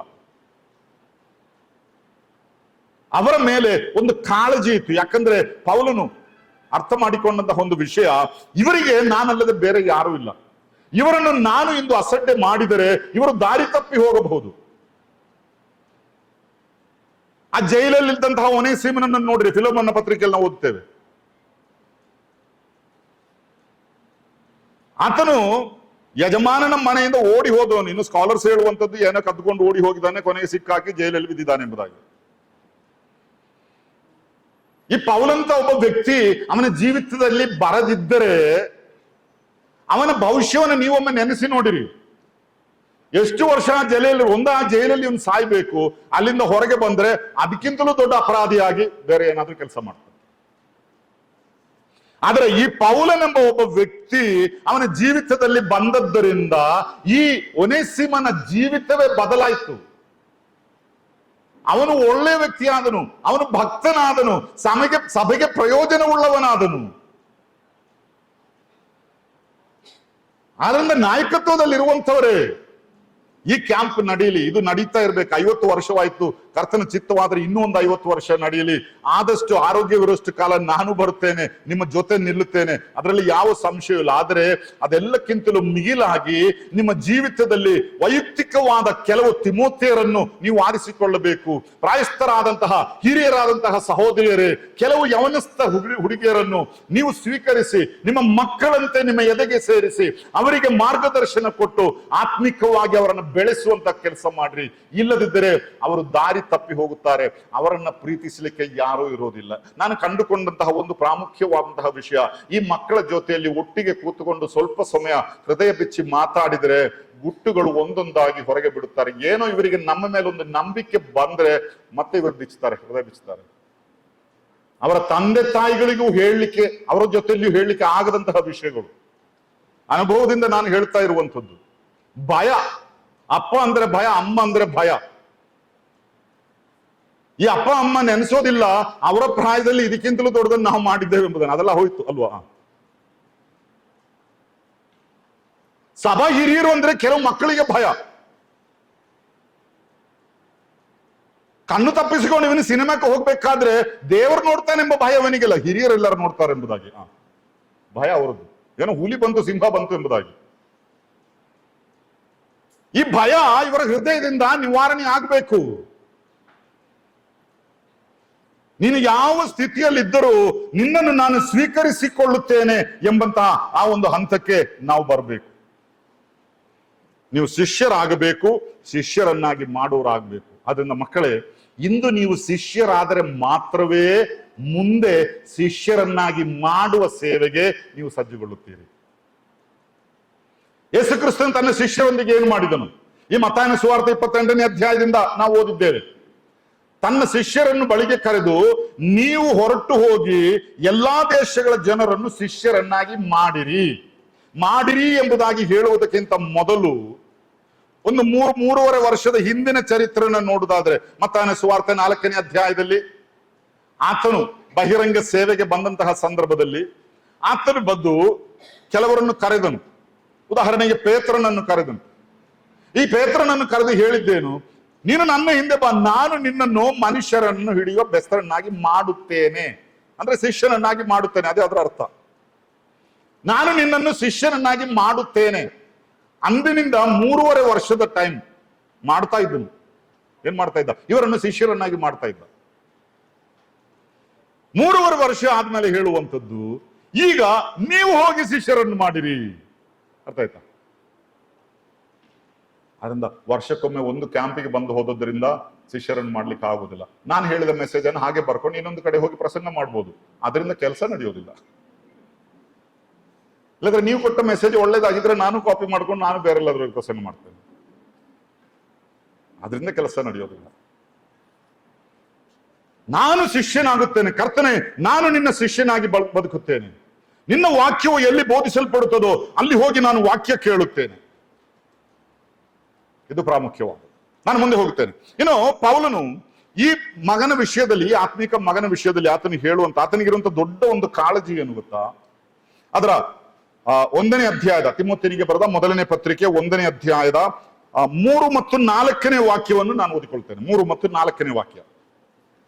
ನಾನು ಮೆಕೆದೋನ್ಯಕ್ಕೆ ಹೋಗುತ್ತಿದ್ದಾಗ ನೀನು ಎಫೆಸದಲ್ಲೇ ಇದ್ದುಕೊಂಡು ಅಲ್ಲಿರುವ ಕೆಲವರಿಗೆ ನೀವು ಬೇರೆ ಉಪದೇಶವನ್ನು ಮಾಡಬಾರದೆಂತಲೂ, ಕಲ್ಪನಾ ಕಥೆಗಳಿಗೂ ಕೊನೆ ಮೊದಲಿಲ್ಲದ ವಂಶಾವಳಿಗಳಿಗೂ ಲಕ್ಷ್ಯ ಕೊಡಬಾರದೆಂತಲೂ ಆಜ್ಞಾಪಿಸಬೇಕೆಂಬುದಾಗಿ ನಿನಗೆ ಖಂಡಿತವಾಗಿ ಹೇಳಿದ ಪ್ರಕಾರ ಈಗಲೂ ಹೇಳುತ್ತೇನೆ.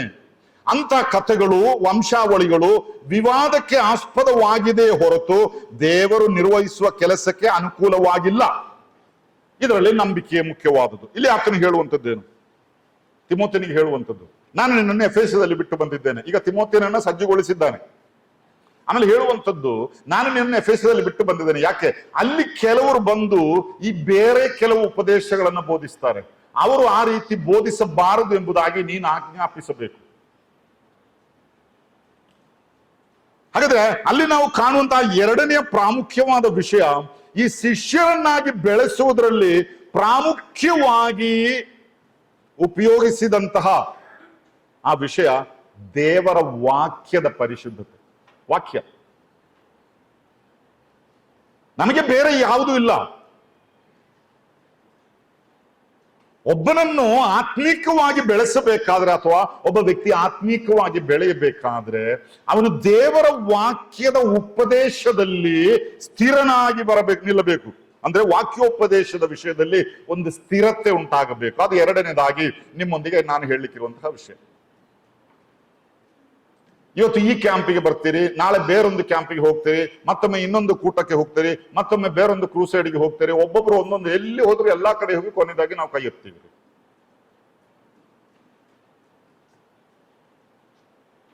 ಅಲ್ಲಿ ಹೋದಾಗ ನೀವು ಬೇರೆ ಭಾಷೆಯಲ್ಲಿ ಮಾತಾಡಿ ಎಂಬುದಾಗಿ ಹೇಳಿಕೊಳ್ಳ ಅದನ್ನು ಮಾತಾಡ್ತೀವಿ. ಇಲ್ಲಿ ಬಂದಾಗ ಬೇರೆ ಭಾಷೆ ಮಾತಾಡಬೇಡಿ ಎಂಬುದಾಗಿ ಹೇಳಿದ್ರೆ ಇಲ್ಲ ನಾವು ಮಾತಾಡೋದಿಲ್ಲ ಎಂಬುದೇ ಮೌನ ಕೊಡ್ತೀವಿ. ಹೇಳಿದ ಅರ್ಥ ಆಯ್ತು ಎಂಬುದಾಗಿ ನೆನೆಸ್ತೇನೆ. ಬೇರೊಂದು ಸಭೆಯ ಹೆಸರು ಎತ್ತಿ ಹೇಳಿದ್ರೆ ಒಳ್ಳೇದಲ್ಲ ಬಹಿರಂಗವಾಗಿ, ಅಲ್ವಾ? ಉಪದೇಶದ ವಿಷಯದಲ್ಲಿ, ದೇವರ ವಾಕ್ಯದ ಉಪದೇಶದ ವಿಷಯದಲ್ಲಿ ನೀವು ಸ್ಥಿರತೆ ಉಳ್ಳವರಾಗಿರಬೇಕು. ಅದನ್ನೇ ಪೌಲನು ತಿಮೋಥಿಯನೊಂದಿಗೆ ಮಾಡಿದಂತಹ ವಿಷಯ, ವಾಕ್ಯದ ಉಪದೇಶ. ಇಂಗ್ಲಿಷ್ನಲ್ಲಿ ಡಾಕ್ಟ್ರಿನ್ ಎಂಬುದಾಗಿ ನಾವು ಹೇಳ್ತೇವೆ. ನಾವೆಲ್ಲ ವಿಭಜಿಸಿಕೊಂಡಿದ್ದೇವೆ. Brethren doctrine, Pentecostal doctrine, Baptist doctrine, CSI doctrine, ಹೀಗೆ ಒಂದೊಂದು ಡಾಕ್ಟ್ರಿನ್, ಒಂದೊಂದು ಸಭೆಗಳ ಒಂದೊಂದು ಉಪದೇಶ. ಅದಕ್ಕೆ ಕಾರಣಗಳು ಇದೆ. ಈ ದೇವರ ವಾಕ್ಯ ಮತ್ತು ಸಭೆಯ ಉಪದೇಶ ಇದೆರಡು ಒಂದೇ ಅಲ್ಲ. ಒಂದೇ ಅಲ್ವಾ? ವಾಕ್ಯ ಮತ್ತು ಉಪದೇಶ ಒಂದೇ ಅಲ್ವಾ ಬ್ರದರ್? ಹೌದು ಎಂಬುದಾಗಿ ಕೆಲವರು ಹೇಳ್ಬೋದು. ಒಂದೇ ಅಲ್ಲ ಎಂಬುದಾಗಿ ನಾನು ಹೇಳಿದ್ದಕ್ಕೆ, doctrine and the word are different. ಯಾಕೆ ಇದನ್ನ ನಾನು ಹೀಗೆ ಹೇಳಿದೆ ಎಂಬುದಾಗಿ ಕೇಳಿದ್ರೆ, ಈ ವಾಕ್ಯ ಬೈಬಲ್ ಅದು ಎಲ್ಲರಿಗೂ ಒಂದೇ. ಬ್ರದರನ್ ಸಭೆಯವರಿಗೂ ಒಂದೇ, ಪೆಂಟೆಕೋಸ್ಟ್ ಸಭೆಯವರಿಗೂ ಒಂದೇ, ಬ್ಯಾಪ್ಟಿಸ್ಟ್ ಸಭೆಯವರಿಗೂ ಒಂದೇ, ಇನ್ನು CSI ಚರ್ಚ್ ಅವ್ರ ಹತ್ರ ಇರೋದು ಅದೇ ಸತ್ಯವೇದ, ನಿಮ್ಮ ಹತ್ರ ಇರೋ ಅದೇ ಬೈಬಲ್ ಅವ್ರ ಹತ್ರನೂ ಇದೆ. ಯಾವ ಸಭೆಗೆ ಹೋದ್ರು ಬೈಬಲ್ ಒಂದೇ, ಅದು ದೇವರ ವಾಕ್ಯ ಅಲ್ವಾ? ಆದ್ರೆ ಉಪದೇಶ ಒಂದೇ ಅಲ್ಲ. ನಾವು ಮಾಡುವ ಉಪದೇಶ ಬೇರೆ, ಅದೇ ಬೈಬಲ್ ಅನ್ನು ಇಟ್ಟುಕೊಂಡು ಅವರು ಮಾಡುವ ಉಪದೇಶ ಬೇರೆ. ಅದರಿಂದಲೇ ನಾನು ಹೇಳಿದ್ದು, ಬೈಬಲ್ ಮತ್ತು ಡಾಕ್ಟ್ರಿನ್ ಇದೆರಡು ಒಂದೇ ಎಂಬುದಾಗಿ ನೆನೆಸ್ಕೊಳ್ಬೇಡ್ರಿ. ಒಂದೊಂದು ಸಭೆಯಲ್ಲಿ ಒಂದೊಂದು ರೀತಿಯ ಉಪದೇಶಗಳನ್ನು ಮಾಡುತ್ತಾರೆ. ಕೆಲವರು ಒಂದು ವಾಕ್ಯ ಎತ್ತಿಕೊಂಡು ಒಂದು ಉಪದೇಶ ಸ್ಥಾಪಿಸ್ತಾರೆ, ಮತ್ತೊಬ್ಬರು ಬೇರೊಂದು ವಾಕ್ಯ ತೆಗೆದು ಬೇರೊಂದು ಉಪದೇಶ ಸ್ಥಾಪಿಸ್ತಾರೆ. ಅಂದ್ರಿಂದ ಈ ನಮ್ಮ ಸಭೆಗಳಲ್ಲಿರುವಂತಹ ಕೆಲವು ಉಪದೇಶಗಳು, ಇದರಲ್ಲಿ ನಾವು ಸ್ಥಿರತೆ ಉಳ್ಳವರಾಗಿರ್ಬೇಕು. ಅದು ಯಾಕೆ ಬ್ರದರನ್ ಸಭೆಯಲ್ಲಿ? ಅದಕ್ಕೊಂದು ಕಾರಣ ಇದೆ. ವಾಕ್ಯದಲ್ಲಿ ಇಲ್ಲದಂತಹ ಯಾವುದಾದ್ರೂ ಉಪದೇಶ ಅಥವಾ ಮನುಷ್ಯನ ಯಾವುದೇ ಒಂದು ಅನುಭವ ನಮ್ಮ ಉಪದೇಶವಾಗಿದ್ದರೆ ಅದನ್ನು ಸ್ವೀಕರಿಸಬೇಡ್ರಿ. ನಾವು ಅದನ್ನು ಬೋಧಿಸೋದು ಇಲ್ಲ.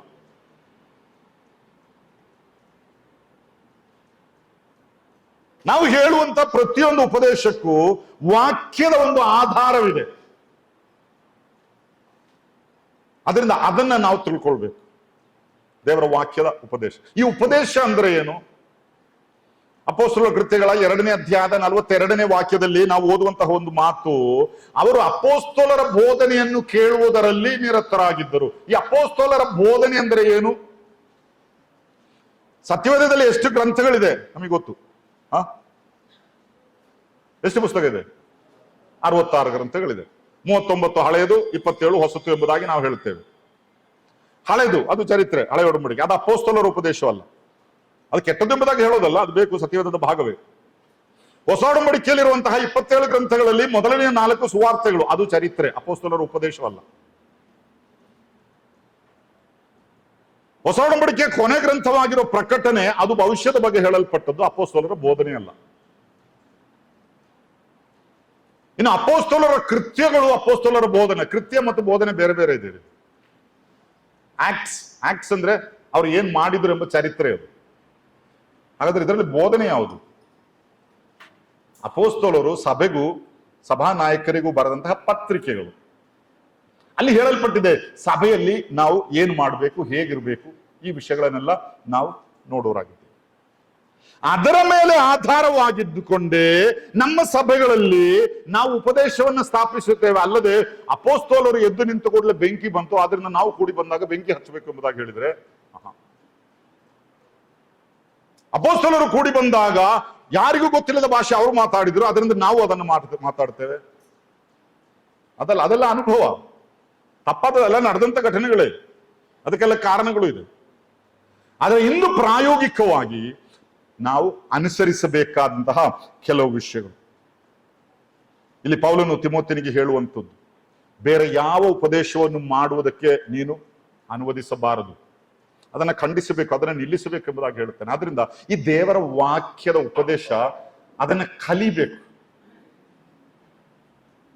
ಅಂದ್ರೆ ನೀವು ಮೊದಲು ಓದ್ಬೇಕು, ಓದಿದ್ರೆ ಮಾತ್ರ ಒಳ್ಳೆ ಕಲೀಲಿಕ್ಕೆ ಆಗುದು. ಯಾರೋ ಹೇಳಿದ್ದನ್ನು ಮಾತ್ರ ಕೇಳ್ಕೊಂಡು ಹೋದ್ರೆ ಸರಿ ಆಗುದಿಲ್ಲ. ಓದಲಿಕ್ಕೆ ಬರದಿದ್ರೆ ಕೆಲವರು ಇದ್ರೆ ಅದಕ್ಕೆ ಬೇರೆ ಮಾರ್ಗಗಳಿದೆ. ಆದ್ರೆ ಇಲ್ಲಿ ಅಂತವ್ರು ಯಾರು ಇದ್ದಾರೆ ಎಂಬುದಾಗ ನಾನು ಈಗ ನೆನೆಸೋದಿಲ್ಲ. ಇದ್ರೆ ವೈಯಕ್ತಿಕವಾಗಿ ಬೇರೆ ಮಾರ್ಗಗಳನ್ನು ನಾವು ಮಾಡ್ಬೋದು. ಇಲ್ಲದಿದ್ರೆ ನೀವೆಲ್ಲ ಓದುವವರು ಅಲ್ವಾ, ಶಾಲೆಗೆ ಹೋಗುವವರು, ಚೆನ್ನಾಗಿ ಇಂಗ್ಲಿಷ್ ಮಾತಾಡುವಂತ ಮಕ್ಕಳೆಲ್ಲ ಎಷ್ಟೋ ಜನ ಇದ್ದಾರೆ. ಅದರಿಂದ ಬೈಬಲ್ ಓದ್ಬೇಕು, ಮೊದಲು ಸತ್ಯವೇದ ಓದಬೇಕು.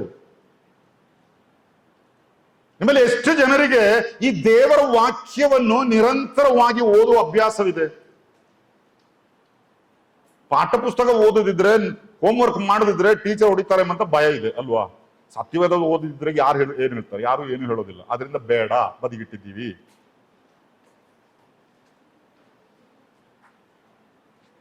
ಅಲ್ಲ, ನಾವು ಓದ್ಬೇಕು. ಓದ್ಬೇಕಾದ್ರೆ ನಮಗೆ ಪುಸ್ತಕ ಬೇಕಲ್ವಾ? ಹಾಗಾದ್ರೆ ಪ್ರತಿಯೊಬ್ಬನಿಗೂ, ನೀವು ಸಣ್ಣವರಾದ್ರೂ ದೊಡ್ಡವರಾದ್ರೂ ಓದಲಿಕ್ಕೆ ಪ್ರಾರಂಭಿಸಿದ್ರೆ ಒಂದು ಸತ್ಯವೇದ ನಿಮ್ಮ ಸ್ವಂತ ಸತ್ಯವೇದವಾಗಿ ಇಟ್ಟುಕೊಳ್ಬೇಕು. ಪ್ರತಿಯೊಬ್ಬರ ಹತ್ರನೂ ಒಂದು ಸತ್ಯವೇದ ಇದೆ ಎಂಬುದಾಗಿ ನಾನು ನಂಬ್ತೇನೆ. ಯಾರಿಂದಲೂ ಸಾಲ ಮಾಡ್ಕೊಂಡು ಬಂದದ್ದಾಗಿರ್ಲಿಕ್ಕಿಲ್ಲ. ಒಂದು ವೇಳೆ ಯಾರಾದ್ರೂ ಹಾಗೆ ಸ್ವಂತವಾಗಿ ಒಂದು ಸತ್ಯವೇದ ತಗೊಳ್ಳಿಕ್ಕೆ ನನ್ನ ಹತ್ರ ದುಡ್ಡಿಲ್ಲ, ಯಾರಿಂದಲೂ ಸಾಲ ತಗೊಂಡು ಬಂದಿದ್ದೇನೆ ಎಂಬುದಾಗಿದ್ದರೆ, ಒಂದು ವೇಳೆ ಕೂಟ ಆದ್ಮೇಲೆ ನೀವು ಭೇಟಿ ಮಾಡಿ ಸಹೋದರರು ನಿಮಗೆ ಸಹಾಯ ಮಾಡ್ತಾರೆ. ಒಂದು ಸತ್ಯವೇದ ದೊಡ್ಡ ವಿಷಯ ಏನಲ್ಲ. ಪ್ರತಿಯೊಬ್ಬರಿಗೂ ಅವರದ್ದೇ ಆದಂತಹ ಒಂದು ಸತ್ಯವೇದ ಇರಬೇಕು. ಅದನ್ನ ಸುಮ್ಮನೆ ಸತ್ಯವೇದ ಇದೆ ಎಂಬುದಾಗಿ ಹೇಳಿ ಮನೇಲಿ ಇಟ್ಟರೆ ಸಾಲೋದಿಲ್ಲ. ನಿದ್ರೆ ಮಾಡ್ಬೇಕಾದ್ರೆ ತಲೆದಿಮ್ಮಿನ ಅಡಿಯಲ್ಲಿ ಇಟ್ಕೊಂಡ್ರೆ ಕೆಟ್ಟ ಕನಸೇನು ಬರೋದಿಲ್ಲ. ಇನ್ನು ಏನಾದ್ರೂ ಕೆಟ್ಟ ಕನಸು ಬಂದು ಅಥವಾ ಸೈತಾನನು ಬಂದ ಕೂಡಲೇ ಸತ್ಯವೇದ ತೆಗೆದು ಹೀಗೆ ತೋರಿಸ್ರಿ, ಅವನು ಓಡೋಗ್ತಾನೆ. ಸುಮ್ಮನೆ ಅವನಿಗೆ ಏನಾಗೋದಿಲ್ಲ. ಅವನು ಇದನ್ನೆಲ್ಲ ನೋಡಿ ಭಯಪಡೋದಿಲ್ಲ ರೀ. ಇವನು ಈ ಬೈಬಲ್ ಹಿಡ್ಕೊಂಡು ಯೇಸು ಸ್ವಾಮಿಗೆ ಕ್ಲಾಸ್ ತಗೊಂಡಿದ್ದಾನೆ, ಗೊತ್ತಾ ನಿಮ್ಗೆ? ಮತ್ತಾಯನ ಸುವಾರ್ತೆ 4ನೇ ಅಧ್ಯಾಯದಲ್ಲಿ ಈ ವಾಕ್ಯ ಹಿಡ್ಕೊಂಡು ಆತನು ಸ್ವಾಮಿಗೆ ಕ್ಲಾಸ್ ತಗೊಂಡಿದ್ದಾನೆ, ಮತ್ ನಿಮ್ಮನ್ನು ಬಿಡ್ತಾನೆ. ಅದರಿಂದ ಇದನ್ನ ತೆಗೆದು ತೋರಿಸಿಕೊಳ್ಳಿ, ಅವನು ಹೋಗ್ತಾನೆ ಎಂಬುದಾಗೆಲ್ಲ ನೆನೆಸ್ಬೇಡ್ರಿ. ಇದರೊಳಗೆ ಏನಿದೆ ಎಂಬುದಾಗಿ ಅವನಿಗೆ ಗೊತ್ತು. ಇದರಲ್ಲಿ ಎಷ್ಟು ನೀವು ಕಾಪಾಡಿಕೊಳ್ತಿದ್ದೀರಿ ಎಂಬುದಾಗಿ ಅವನಿಗೆ ಗೊತ್ತು. ಅವನಿಗೆ ಗೊತ್ತು ನಿಮ್ಮ ವೀಕ್ ಪಾಯಿಂಟ್ ಎಲ್ಲಿದೆ, ಎಲ್ಲಿ ಹಿಡಿಬೇಕು ಎಂಬುದಾಗಿ. ಅದರಿಂದ ಅಂತ ಆಟಕ್ಕೆಲ್ಲ ಹೋಗ್ಬೇಡ್ರಿ. ನೀವು ಓದ್ರಿ, ರೆಗ್ಯುಲರ್ ಆಗಿ ಬೈಬಲ್ ಓದ್ಬೇಕು. ಅಂದ್ರೆ ನೀವು ಪ್ರತಿಯೊಬ್ಬರು ಇಂದೊಂದು ತೀರ್ಮಾನ ತೆಗೆದುಕೊಳ್ಳೋ, ಕರ್ತನೆ ನಿನ್ನೆವರೆಗೆ ಇವತ್ತಿನವರೆಗೆ ಹೇಗಾಯ್ತು ಎಂಬುದಾಗಿ ಗೊತ್ತಿಲ್ಲ. ಬೆಳಿಗ್ಗೆ ಕ್ವೈಟ್ ಟೈಮ್ ಎಲ್ಲ ಕೊಟ್ಟಿದ್ದಾರಲ್ವಾ, ಶಾಂತ ಸಮಯ. ಕ್ವೈಟ್ ಟೈಮಿನ ಬಗ್ಗೆ ಇಲ್ಲಿ ಒಂದು ಕ್ಲಾಸೇ ಇದೆ, ಆ ಸೆಷನ್ ಅಲ್ಲಿ ನಾನು ನೋಡಿದೆ. ಸತ್ಯವೇದವನ್ನು ಓದುವಂತಹ ಹವ್ಯಾಸ. ಸುಮ್ಮನೆ ಕಣ್ಣು ಮುಚ್ಚಿ ಹೀಗೆ ಮಾಡಿ ಹೀಗೆ ಬೆರಳಿಟ್ಟು ಬಂದ ವಾಕ್ಯ ಓದೋದಲ್ಲ. ಹಾಗೆ ಒಂದು 10 ದಿವಸ ಆದ್ಮೇಲೆ ಯಾವಾಗ ಮಾಡಿದ್ರು ಅದೇ ಪೇಜ್ ಬರ್ತದೆ. ಈ ಪುಸ್ತಕಕ್ಕೆ ಹಾಗೆ ಒಂದು ತೊಂದರೆ ಇದೆ. ನೀವು ಕಂಟಿನ್ಯೂಸ್ ಒಂದೇ ಪೇಜ್ ತೆಗೆದ್ರೆ ಮತ್ತೆ ಓಪನ್ ಮಾಡಿದ್ರು ಅದೇ ಪೇಜ್ ಬರ್ತದೆ. ಅದರಿಂದ ಹೀಗೆ ತೆಗಿಬೇಡ್ರಿ. ಗೊತ್ತಾಯ್ತಲ್ಲ ಹೇಳಿದ್ದು? ಕ್ರಮಬದ್ಧವಾಗಿ ದೇವರ ವಾಕ್ಯವನ್ನು ಓದಬೇಕು. ಪೌಲನು ಒಂದು ಕಡೆ ತಿಮೋಥಿಯನಿಗೆ ಹೇಳ್ತಾನೆ, ಆಮೇಲೆ ನಾನು ಹೇಳ್ತೇನೆ, ಆ ವಾಕ್ಯಕ್ಕೆ ಬರ್ತೇನೆ. ನಾನು ಬರುವವರೆಗೆ ನೀನು ವೇದ ಪಾರಾಯಣದಲ್ಲಿ ಮುಂದುವರಿಬೇಕು. ದೇವರ ವಾಕ್ಯ ಓದುವುದರಲ್ಲಿ, ಪಾರಾಯಣ ಅಂದ್ರೆ ಓದುವುದು. ಮೊದಲು ನಾವು ಓದುವರಾಗಿರ್ಬೇಕು, ಸತ್ಯವೇದ ಓದುವರಾಗಿರ್ಬೇಕು. ನಮಗೆ ಅರ್ಥವಾಗುವ ಒಂದು ಭಾಷೆಯಲ್ಲಿ ಒಂದು ಸತ್ಯವೇದ ಪ್ರತಿಯನ್ನು ತೆಗೆದುಕೊಂಡು ಕ್ರಮಬದ್ಧವಾಗಿ ಒಂದು ದಿವಸಕ್ಕೆ ಇಷ್ಟೇ, ನಾವು ಒಂದು ತಿಂಗಳಲ್ಲಿ ಇಡೀ ಸತ್ಯವೇದ ಓದಿ ಮುಗಿಸ್ತೇನೆ ಎಂಬಂತ ತೀರ್ಮಾನ ಎಲ್ಲ ತಗೊಳ್ರೆ ಆಗೋದಿಲ್ಲ. ತುಂಬಾ ಕಷ್ಟ. ಆಗೋದಿಲ್ಲ ಎಂಬುದಾಗಿ ನಾನು ಹೇಳೋದಿಲ್ಲ. ನಾನು ಟ್ರೈ ಮಾಡಿದೆ, ನನಗೂ ಆಗ್ಲಿಲ್ಲ. ಅಷ್ಟು ಸುಲಭವಾದ ಕೆಲಸ ಅಲ್ಲ ಅದು. ಒಂದು ತಿಂಗಳಲ್ಲಿ, ಇನ್ನು 1 ವರ್ಷದಲ್ಲಿ ಮುಗಿಸ್ತೇನೆ ಎಂಬುದಾಗಿ ಹೇಳಿದ್ರು ಅಷ್ಟು ಸುಲಭವಲ್ಲ. ಮಾಡ್ಬೋದು ಅಷ್ಟೇ. ಅದರಿಂದ ಈ ದೊಡ್ಡ ಪ್ಯಾಸೇಜ್ ಹಿಡ್ಕೊಂಡು ಓದ್ತೇನೆ ಎಂಬಂತ ಭಾವನೆ ಏನು ಬೇಡ. ಸ್ವಲ್ಪ ಒಂದು 8-10 ವಾಕ್ಯ ಒಂದು ದಿವಸಕ್ಕೆ ಕೂತ್ಕೊಂಡು ಓದ್ಬೇಕು. ಆ ವಾಕ್ಯ ಏನ್ ಹೇಳ್ತದೆ ಆದ್ರೆ ಮಾತ್ರ ಅದನ್ನು ಕಲೀಲಿಕ್ಕೆ ಸಾಧ್ಯ. ಎರಡನೇದಾಗಿ ದೇವರ ವಾಕ್ಯವನ್ನು ಕೇಳಬೇಕು. ಒಳ್ಳೆ ಉಪದೇಶಕರಿದ್ದಾರೆ ನಮ್ಮ ಮಧ್ಯದಲ್ಲಿ, ದೇವರ ವಾಕ್ಯವನ್ನ ಬೋಧಿಸುವವರು. ಅದನ್ನ ನಾವು ಕೇಳಿಸಿಕೊಳ್ಳುವಂತಹ ಒಂದು ಹಂಗು ನಮಗಿದೆ. ಇದು ಪ್ರಾಮುಖ್ಯವಾದಂತಹ ಒಂದು ವಿಷಯ. ಸಂದೇಶಗಳನ್ನು ಕೇಳಬೇಕು. ಕೆಲವು ವಿಷಯಗಳನ್ನು ನಮಗೆ ಓದಿದ್ರೆ ಅರ್ಥ ಆಗೋದಿಲ್ಲ. ಎಷ್ಟೋ ವಿಷಯಗಳು ನನಗೆ ಇದನ್ನು ಓದಿದಾಗೆಲ್ಲ ಅರ್ಥ ಆಗ್ತಾ ಇರಲಿಲ್ಲ. ಆದ್ರೆ ಆಮೇಲೆ ದೇವಭಕ್ತರು ಬಂದು ಇದನ್ನೆಲ್ಲ ವಿವರಿಸಿ ಬೋಧಿಸಿದಾಗ ಅರ್ಥ ಆಯ್ತು, ಇದರ ಅರ್ಥ ಏನು ಎಂಬುದಾಗಿ. ಅದನ್ನೇ ಇಲ್ಲಿ ಪೌಲನು ತಿಮೋಥಿಯನೊಂದಿಗೆ ಮಾಡ್ತಾ ಇದ್ದಾನೆ. ಇದನ್ನೆಲ್ಲ ವಿವರಿಸಿ ಹೇಳ್ತಾ ಇದ್ದಾನೆ. ಆಮೇಲೆ ಇದನ್ನು ಕೇಳಿಸಿಕೊಂಡ ಕೂಡ ಅವ್ರು ಹೇಳಿದ್ರು ಇನ್ನು ಇದೇ ಸರಿ ಹಾಗ ಅನ್ಸ್ಕೊಳ್ಬೇಡ್ರಿ. ಅಪೊಸ್ತಲರ ಕೃತ್ಯಗಳ 17ನೇ ಅಧ್ಯಾಯದಲ್ಲಿ ಬೆರುವಿದ ವಿಶ್ವಾಸಿಗಳ ಬಗ್ಗೆ ಪೌಲನು ಒಂದು ಮಾತು ಹೇಳ್ತಾನೆ. ಆತನಲ್ಲಿ ಹೇಳುವಂಥದ್ದು, ಅವರು ಓದಿದ್ದು ಮಾತ್ರವಲ್ಲ, ಸತ್ಯವಾದ ಹಿಡ್ಕೊಂಡು, ಅಂದ್ರೆ ಆ ಒಂದು ಧರ್ಮಶಾಸ್ತ್ರವಿದ್ದದ್ದು ಅದನ್ನ ಹಿಡ್ಕೊಂಡು ಇವರು ಕೂಟಗಳಿಗೆ ಹೋಗ್ತಾ ಇದ್ರು. ಅಲ್ಲಿ ಪ್ರಸಂಗ ಮಾಡ್ತಾರೆ. ನನ್ನಂತ ಬಡಪಾಯಿಗಳಲ್ಲ ರೀ, ದೊಡ್ಡ ದೊಡ್ಡ ಪ್ರಸಂಗಿಗಳು, ಪೌಲನಂತವ್ರು. ಪೌಲನೆಲ್ಲ ಬಂದಲ್ಲಿ ಪ್ರಸಂಗ ಮಾಡ್ತಾ ಇದ್ದಾರೆ. ಈ ಪ್ರಸಂಗ ಎಲ್ಲ ಕೇಳಿದ ಮೇಲೆ ವಾ, ಪೌಲನು ಹೇಳಿದ ಇನ್ನು ಇದೇ ವೇದವಾಕ್ಯ ಎಂಬುದಾಗಿ ಹೇಳಿ ಬೈಬಲ್ ಮುಚ್ಚಲಿಲ್ಲ. ಇವರೇನ್ ಮಾಡಿದ್ರು, ಮನೆಗೆ ಬಂದು ಪೌಲನು ಹೇಳಿದ್ದನ್ನು ಈ ವಾಕ್ಯದಲ್ಲಿ ಬರೆದಿರುವುದನ್ನು ಇವರು ಹೋಲಿಸಿ ನೋಡಿದ್ರು. ಇದೇ 17ನೇ ಅಧ್ಯಾಯದಲ್ಲಿ ಅಪೊಸ್ತಲರ ಕೃತ್ಯಗಳ. ಅಲ್ಲಿ ಹೇಳಿದ್ದು ವಾಕ್ಯದಲ್ಲಿ ಹೇಳಿದ್ದು ಒಂದೇ ಎಂಬುದಾಗಿ ನೀವು ನೆನೆಸ್ಕೊಳ್ಬೇಕು. ಇದೆರಡು ಒಂದೇ ಆಗಿದ್ದರೆ ಅದನ್ನ ನೀವು ಸ್ವೀಕರಿಸಬೇಕು. ಅದರಿಂದ ಇಲ್ಲಿ ಪೌಲನು ಹೇಳುವಂತ ವಿಷಯ, ತಿಮೋಥಿಯನೊಂದಿಗೆ ಬೇರೆ ಉಪದೇಶಗಳು ಬೇಡ, ಬೇರೆ ಉಪದೇಶಗಳು ಬೇಡ. ಮಕ್ಕಳೇ, ನಾನು ಒಂದು ಗುಟ್ಟು ನಿಮ್ಮ ಹತ್ರ ಹೇಳ್ತೇನೆ.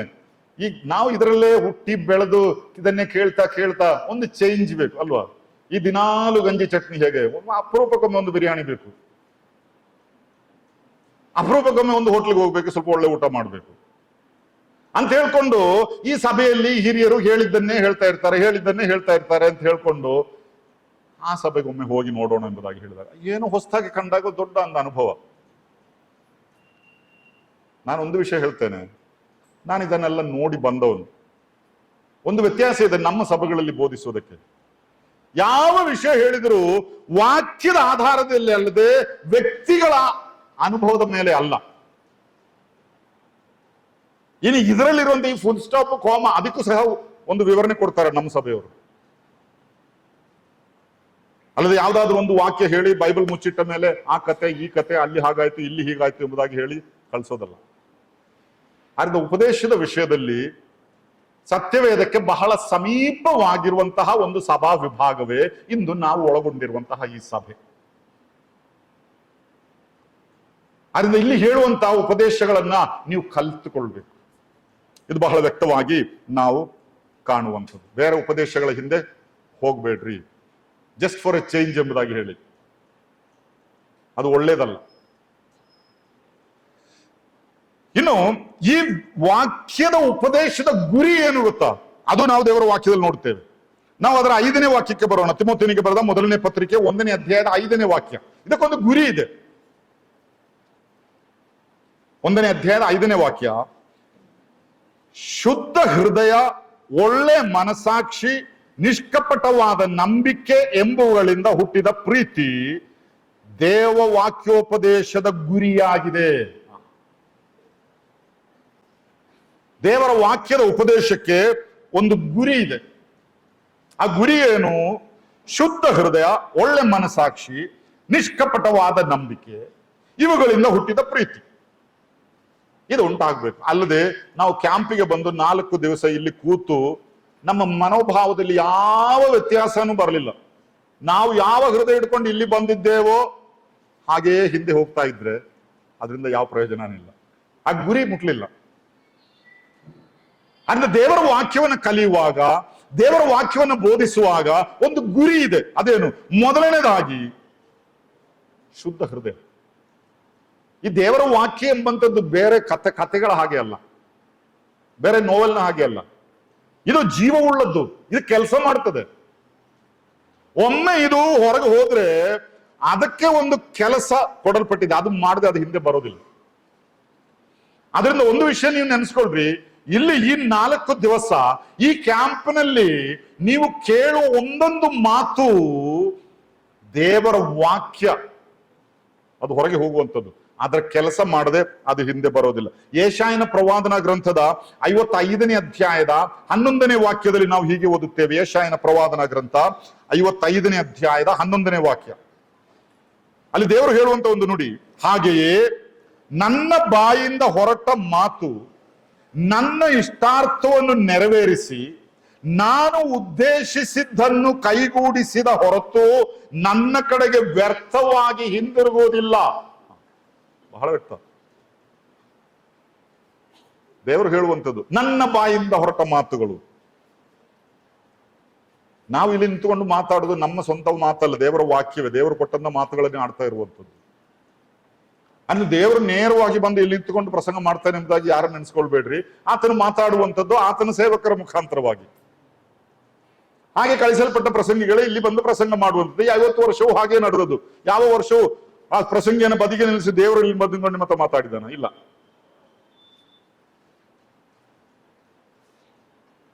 ಹೀಗೆ ಈ ವಾಕ್ಯ ಒಮ್ಮೆ ಹೊರಗೆ ಬಂದಂತ ವಾಕ್ಯ ಅದರ ಉದ್ದೇಶವನ್ನು ಕೈಗೂಡಿಸಿದ ಹೊರತು ವ್ಯರ್ಥವಾಗಿ ಹಿಂತಿರುಗುವುದಿಲ್ಲ. ಆದ್ರಿಂದ ನನ್ನನ್ನು ಕೇಳುವಂತಹ ನನ್ನ ಪ್ರಿಯ ಯವನ ಮಕ್ಕಳೇ, ಯವನಸ್ಥರೇ, ಹಿರಿಯರೇ, ಒಂದು ಮಾತು ನೆನೆಸಿಕೊಳ್ಳಿರಿ. ಇಲ್ಲಿ ನೀವು ಕೇಳುವಂತಹ ಮಾತು ಅದು ವ್ಯರ್ಥವಾಗಿ ಹಿಂತಿರುಗುವುದಿಲ್ಲ. ಅವರಿಷ್ಟು ಪ್ರಸಂಗ ಮಾಡಿದ್ರು, ಸುಮ್ಮನೆ ವೇಸ್ಟ್, ಏನು ನಡೀಲಿಲ್ಲ, ಒಬ್ಬ ವ್ಯಕ್ತಿನೂ ಕೈ ಎತ್ತಲಿಲ್ಲ. ಕೆಲವರ ಲೆಕ್ಕಾಚಾರ ಹೀಗೆ.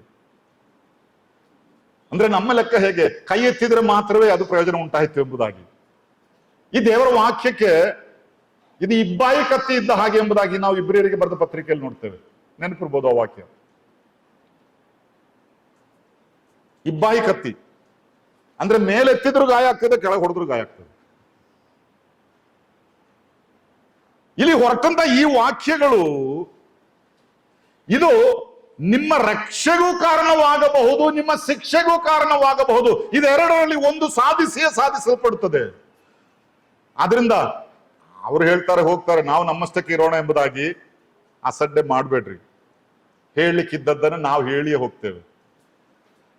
ಅದು ರಕ್ಷೆಗೆ ನಿಮ್ಮನ್ನು ನಡೆಸದಿದ್ದರೆ ಶಿಕ್ಷೆಗೆ ಕಾರಣವಾಗುತ್ತದೆ. ಇದು ಕೇಳಿಸದಿದ್ದರೆ ನಮಗೆ ಗೊತ್ತಿರಲಿಲ್ಲ ಎಂಬುದಾಗಿ ಆದ್ರೂ ಹೇಳ್ಬೋದು. ಈಗ ಕೇಳಿ ಆಯ್ತು, ಗೊತ್ತಿದೆ, ಇನ್ನು ನಮಗೆ ಗೊತ್ತಿರಲಿಲ್ಲ ಎಂಬುದಾಗಿ ಹೇಳಿ ಇದರಿಂದ ಎಸ್ಕೇಪ್ ಮಾಡ್ಲಿಕ್ಕೆ ನಿಮಗೆ ಆಗೋದಿಲ್ಲ. ಅದರಿಂದ ಇಲ್ಲಿ ಹೇಳಲ್ಪಡುತ್ತಿರೋ ಈ ವಾಕ್ಯ ನಿಮ್ಮ ರಕ್ಷೆಗೆ ಆಗಬೇಕೋ ನಿಮ್ಮ ಶಿಕ್ಷೆಗೆ ಆಗಬೇಕು, ಅದನ್ನು ನೀವು ತೀರ್ಮಾನಿಸಿಕೊಳ್ಳ್ರಿ. ಕರ್ತನ ಈ ವಾಕ್ಯಗಳು ನನ್ನ ಜೀವಿತದಲ್ಲಿ ಕೆಲಸ ಮಾಡಲಿ. ಅದನ್ನೇ ಪೌಲನು ತಿಮೋಥಿಯನ ಜೀವಿತದಲ್ಲಿ ಮಾಡಿದ್ದು.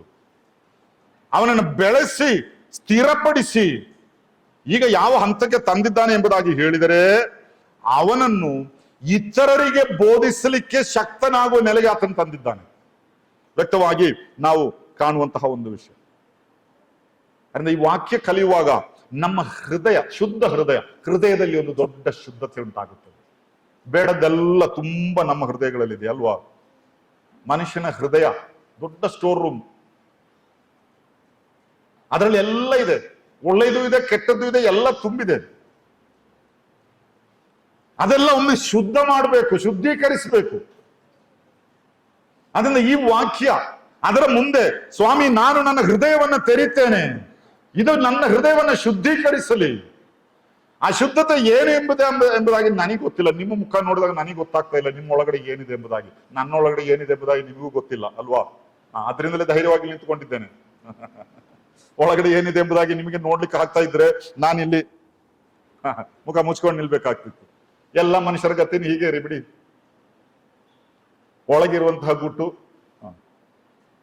ನಮಗೆ ಗೊತ್ತಿಲ್ಲ, ಅದು ದೇವರಿಗೆ ಗೊತ್ತು. ಆದ್ರಿಂದ ಈ ಮುಂಜಾನೆ ಈ ಸಂದೇಶದ ಕೊನೆಯ ಭಾಗಕ್ಕೆ ಬರುವಂತ ಈ ಸಂದರ್ಭದಲ್ಲಿ ನನ್ನ ಪ್ರಿಯ ಮಕ್ಕಳೇ, ಯವನಿಸ್ತರೆ, ಒಂದು ಮಾತು ಆತನ ಮುಂದೆ, ಸ್ವಾಮಿ ನನ್ನ ಹೃದಯವನ್ನು ಶುದ್ಧ ಮಾಡು. ಈ ಹೊತ್ತಿನವರೆಗೆ ಏನೆಲ್ಲ ನನ್ನ ಹೃದಯದಲ್ಲಿ ನಿನಗೆ ಇಷ್ಟವಲ್ಲದ್ದು ತುಂಬಿದೆಯೋ ಅದನ್ನೆಲ್ಲ ಒಮ್ಮೆ ಶುಚಿ ಮಾಡಿಸುವ. ಒಂದು ಒಳ್ಳೆ ಮನಸ್ಸಾಕ್ಷಿಯನ್ನು ನನಗೆ ಕೊಡು.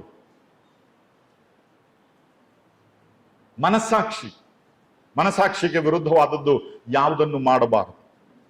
ನಿಷ್ಕಪಟವಾದ ಒಂದು ನಂಬಿಕೆ ಅದು ನಮ್ಮಲ್ಲಿ ಉಂಟಾಗಲಿ. ನಿಷ್ಕಪಟವಾದ ನಂಬಿಕೆ ಅಂದ್ರೆ ನಮ್ಮ ನಂಬಿಕೆ ಅದು ಕಪಟತನವಿಲ್ಲದ ನಂಬಿಕೆ ಆಗಿರಬೇಕು. ಆ ಪ್ರಾರ್ಥನೆ ನಮ್ಮಲ್ಲಿ ಉಂಟಾಗಲಿ. ದೇವರ ವಾಕ್ಯದ ಉಪದೇಶಕ್ಕೆ ಒಂದು ಗುರಿ ಇದೆ. ಅದನ್ನೇ ಇಲ್ಲಿ ಪೌಲನು ತಿಮೋಥೆಯನಿಗೆ ಹೇಳುವಂಥದ್ದು. ಹೃದಯದ ಶುದ್ಧೀಕರಣ, ಒಳ್ಳೆಯ ಮನಸ್ಸಾಕ್ಷಿ, ನಿಷ್ಕಪಟವಾದ ನಂಬಿಕೆ, ಇವುಗಳಿಂದ ಹುಟ್ಟಿದ ಪ್ರೀತಿ, ಯಥಾರ್ಥ ಪ್ರೀತಿ ಅದೇ. ಯಥಾರ್ಥ ಪ್ರೀತಿ, ನಿಜವಾದ ಪ್ರೀತಿ, ಶುದ್ಧ ಮನಸ್ಸಿನಿಂದ, ಒಳ್ಳೆ ಮನಸ್ಸಾಕ್ಷಿಯಿಂದ, ನಿಷ್ಕಪಟವಾದ ನಂಬಿಕೆಯಿಂದ ಬರುವುದೇ ಯಥಾರ್ಥವಾದ ಪ್ರೀತಿ. ಅಲ್ಲದೆ ಇಲ್ಲಿ ಕೂತವ್ರು ಆ ಕಡೆ ನೋಡಿದ ಕೂಡಲೇ ಏನೋ ಒಂದು ಫೀಲಿಂಗ್ ಮನಸ್ಸಿನೊಳಗೆ ಬಂತು, ಇಲ್ಲಾಂದ್ರೆ ಆ ಕಡೆಯವ್ರು ಈ ಕಡೆ ನೋಡಿದ ಕೂಡಲೇ ಏನೋ ಒಂದು ಫೀಲಿಂಗ್ ಬಂತು. ಆ ಪ್ರೀತಿ ಬೇರೆ, ಅದಲ್ಲ ಇಲ್ಲಿ ಹೇಳುವಂಥದ್ದು. ಇದು ನಿಷ್ಕಳಂಕವಾದ ಪ್ರೀತಿ. ಆ ತರ ಪ್ರೀತಿ ಎಲ್ಲ ಇದ್ರೆ ಅದನ್ನೆಲ್ಲ ಒಮ್ಮೆ ಶುದ್ಧ ಮಾಡು ಎಂಬುದಾಗಿ ಈ ವಾಕ್ಯಕ್ಕೆ ಅದು ಸಾಧ್ಯ. ಅದೇ ಈ ವಾಕ್ಯ ಹೇಳುವಂಥದ್ದು. ವಾಕ್ಯ ಕಲಿಬೇಕು. ಭಾನುವಾರ ಮಧ್ಯಾಹ್ನದವರೆಗೆ ನಡೆಯುವ ಎಲ್ಲ ಕ್ಲಾಸ್ಗಳಲ್ಲಿಯೂ ವಾಕ್ಯವನ್ನ ಗಮನವಿಟ್ಟು ಕೇಳಿ, ಕರ್ತನೆ ಇದು ನನ್ನ ಹೃದಯದಲ್ಲಿ ಕೆಲಸ ಮಾಡಲಿ, ನನ್ನ ಹೃದಯವನ್ನ ಇದು ಶುದ್ಧೀಕರಿಸಲಿ ಎಂಬ ಆ ಪ್ರಾರ್ಥನೆ ನಮ್ಮೊಳಗೆ. ಈ ಒಂದು ಪ್ರಾರ್ಥನೆ, ಸ್ವಾಮಿ ನಿನ್ನ ವಾಕ್ಯ ನನ್ನಲ್ಲಿ ಕೆಲಸ ಮಾಡಿ. ಪೌಲನು ತಿಮೋಥೆಯನನ್ನು ಬೆಳೆಸಿದ ಹಾಗೆ, ತಿಮೋಥೆಯನು ತನ್ನನ್ನೇ ಪೌಲನಿಗೆ ಅಧೀನಪಡಿಸಿಕೊಂಡ ಹಾಗೆ, ನಿನ್ನ ಭಕ್ತರು ಹೇಳುವ ವಾಕ್ಯಗಳನ್ನ ಕೇಳಿ ನಾವು ಅದಕ್ಕೆ ಅಧೀನರಾಗುತ್ತೇವೆ. ನಮ್ಮ ಹೃದಯವನ್ನು ಶುದ್ಧಿ ಮಾಡಿ. ಒಂದು ನಿಮಿಷ ನಮ್ಮ ಕಣ್ಣುಗಳನ್ನು ಮುಚ್ಚಿ ನಮ್ಮ ತಲೆಗಳನ್ನು ನಾವು ಬಾಗಿಸೋಣ. ಕೇಳಿದಂತಹ ವಾಕ್ಯಗಳ ಕುರಿತಾಗಿ ಒಂದು ಕ್ಷಣ ನಿಮ್ಮ ಹೃದಯದಲ್ಲೇ ನೀವು ಒಮ್ಮೆ ಮೆಲುಕು ಹಾಕಿಕೊಳ್ಳಿರಿ, ಒಮ್ಮೆ ನೆನೆಸಿಕೊಳ್ಳಿ.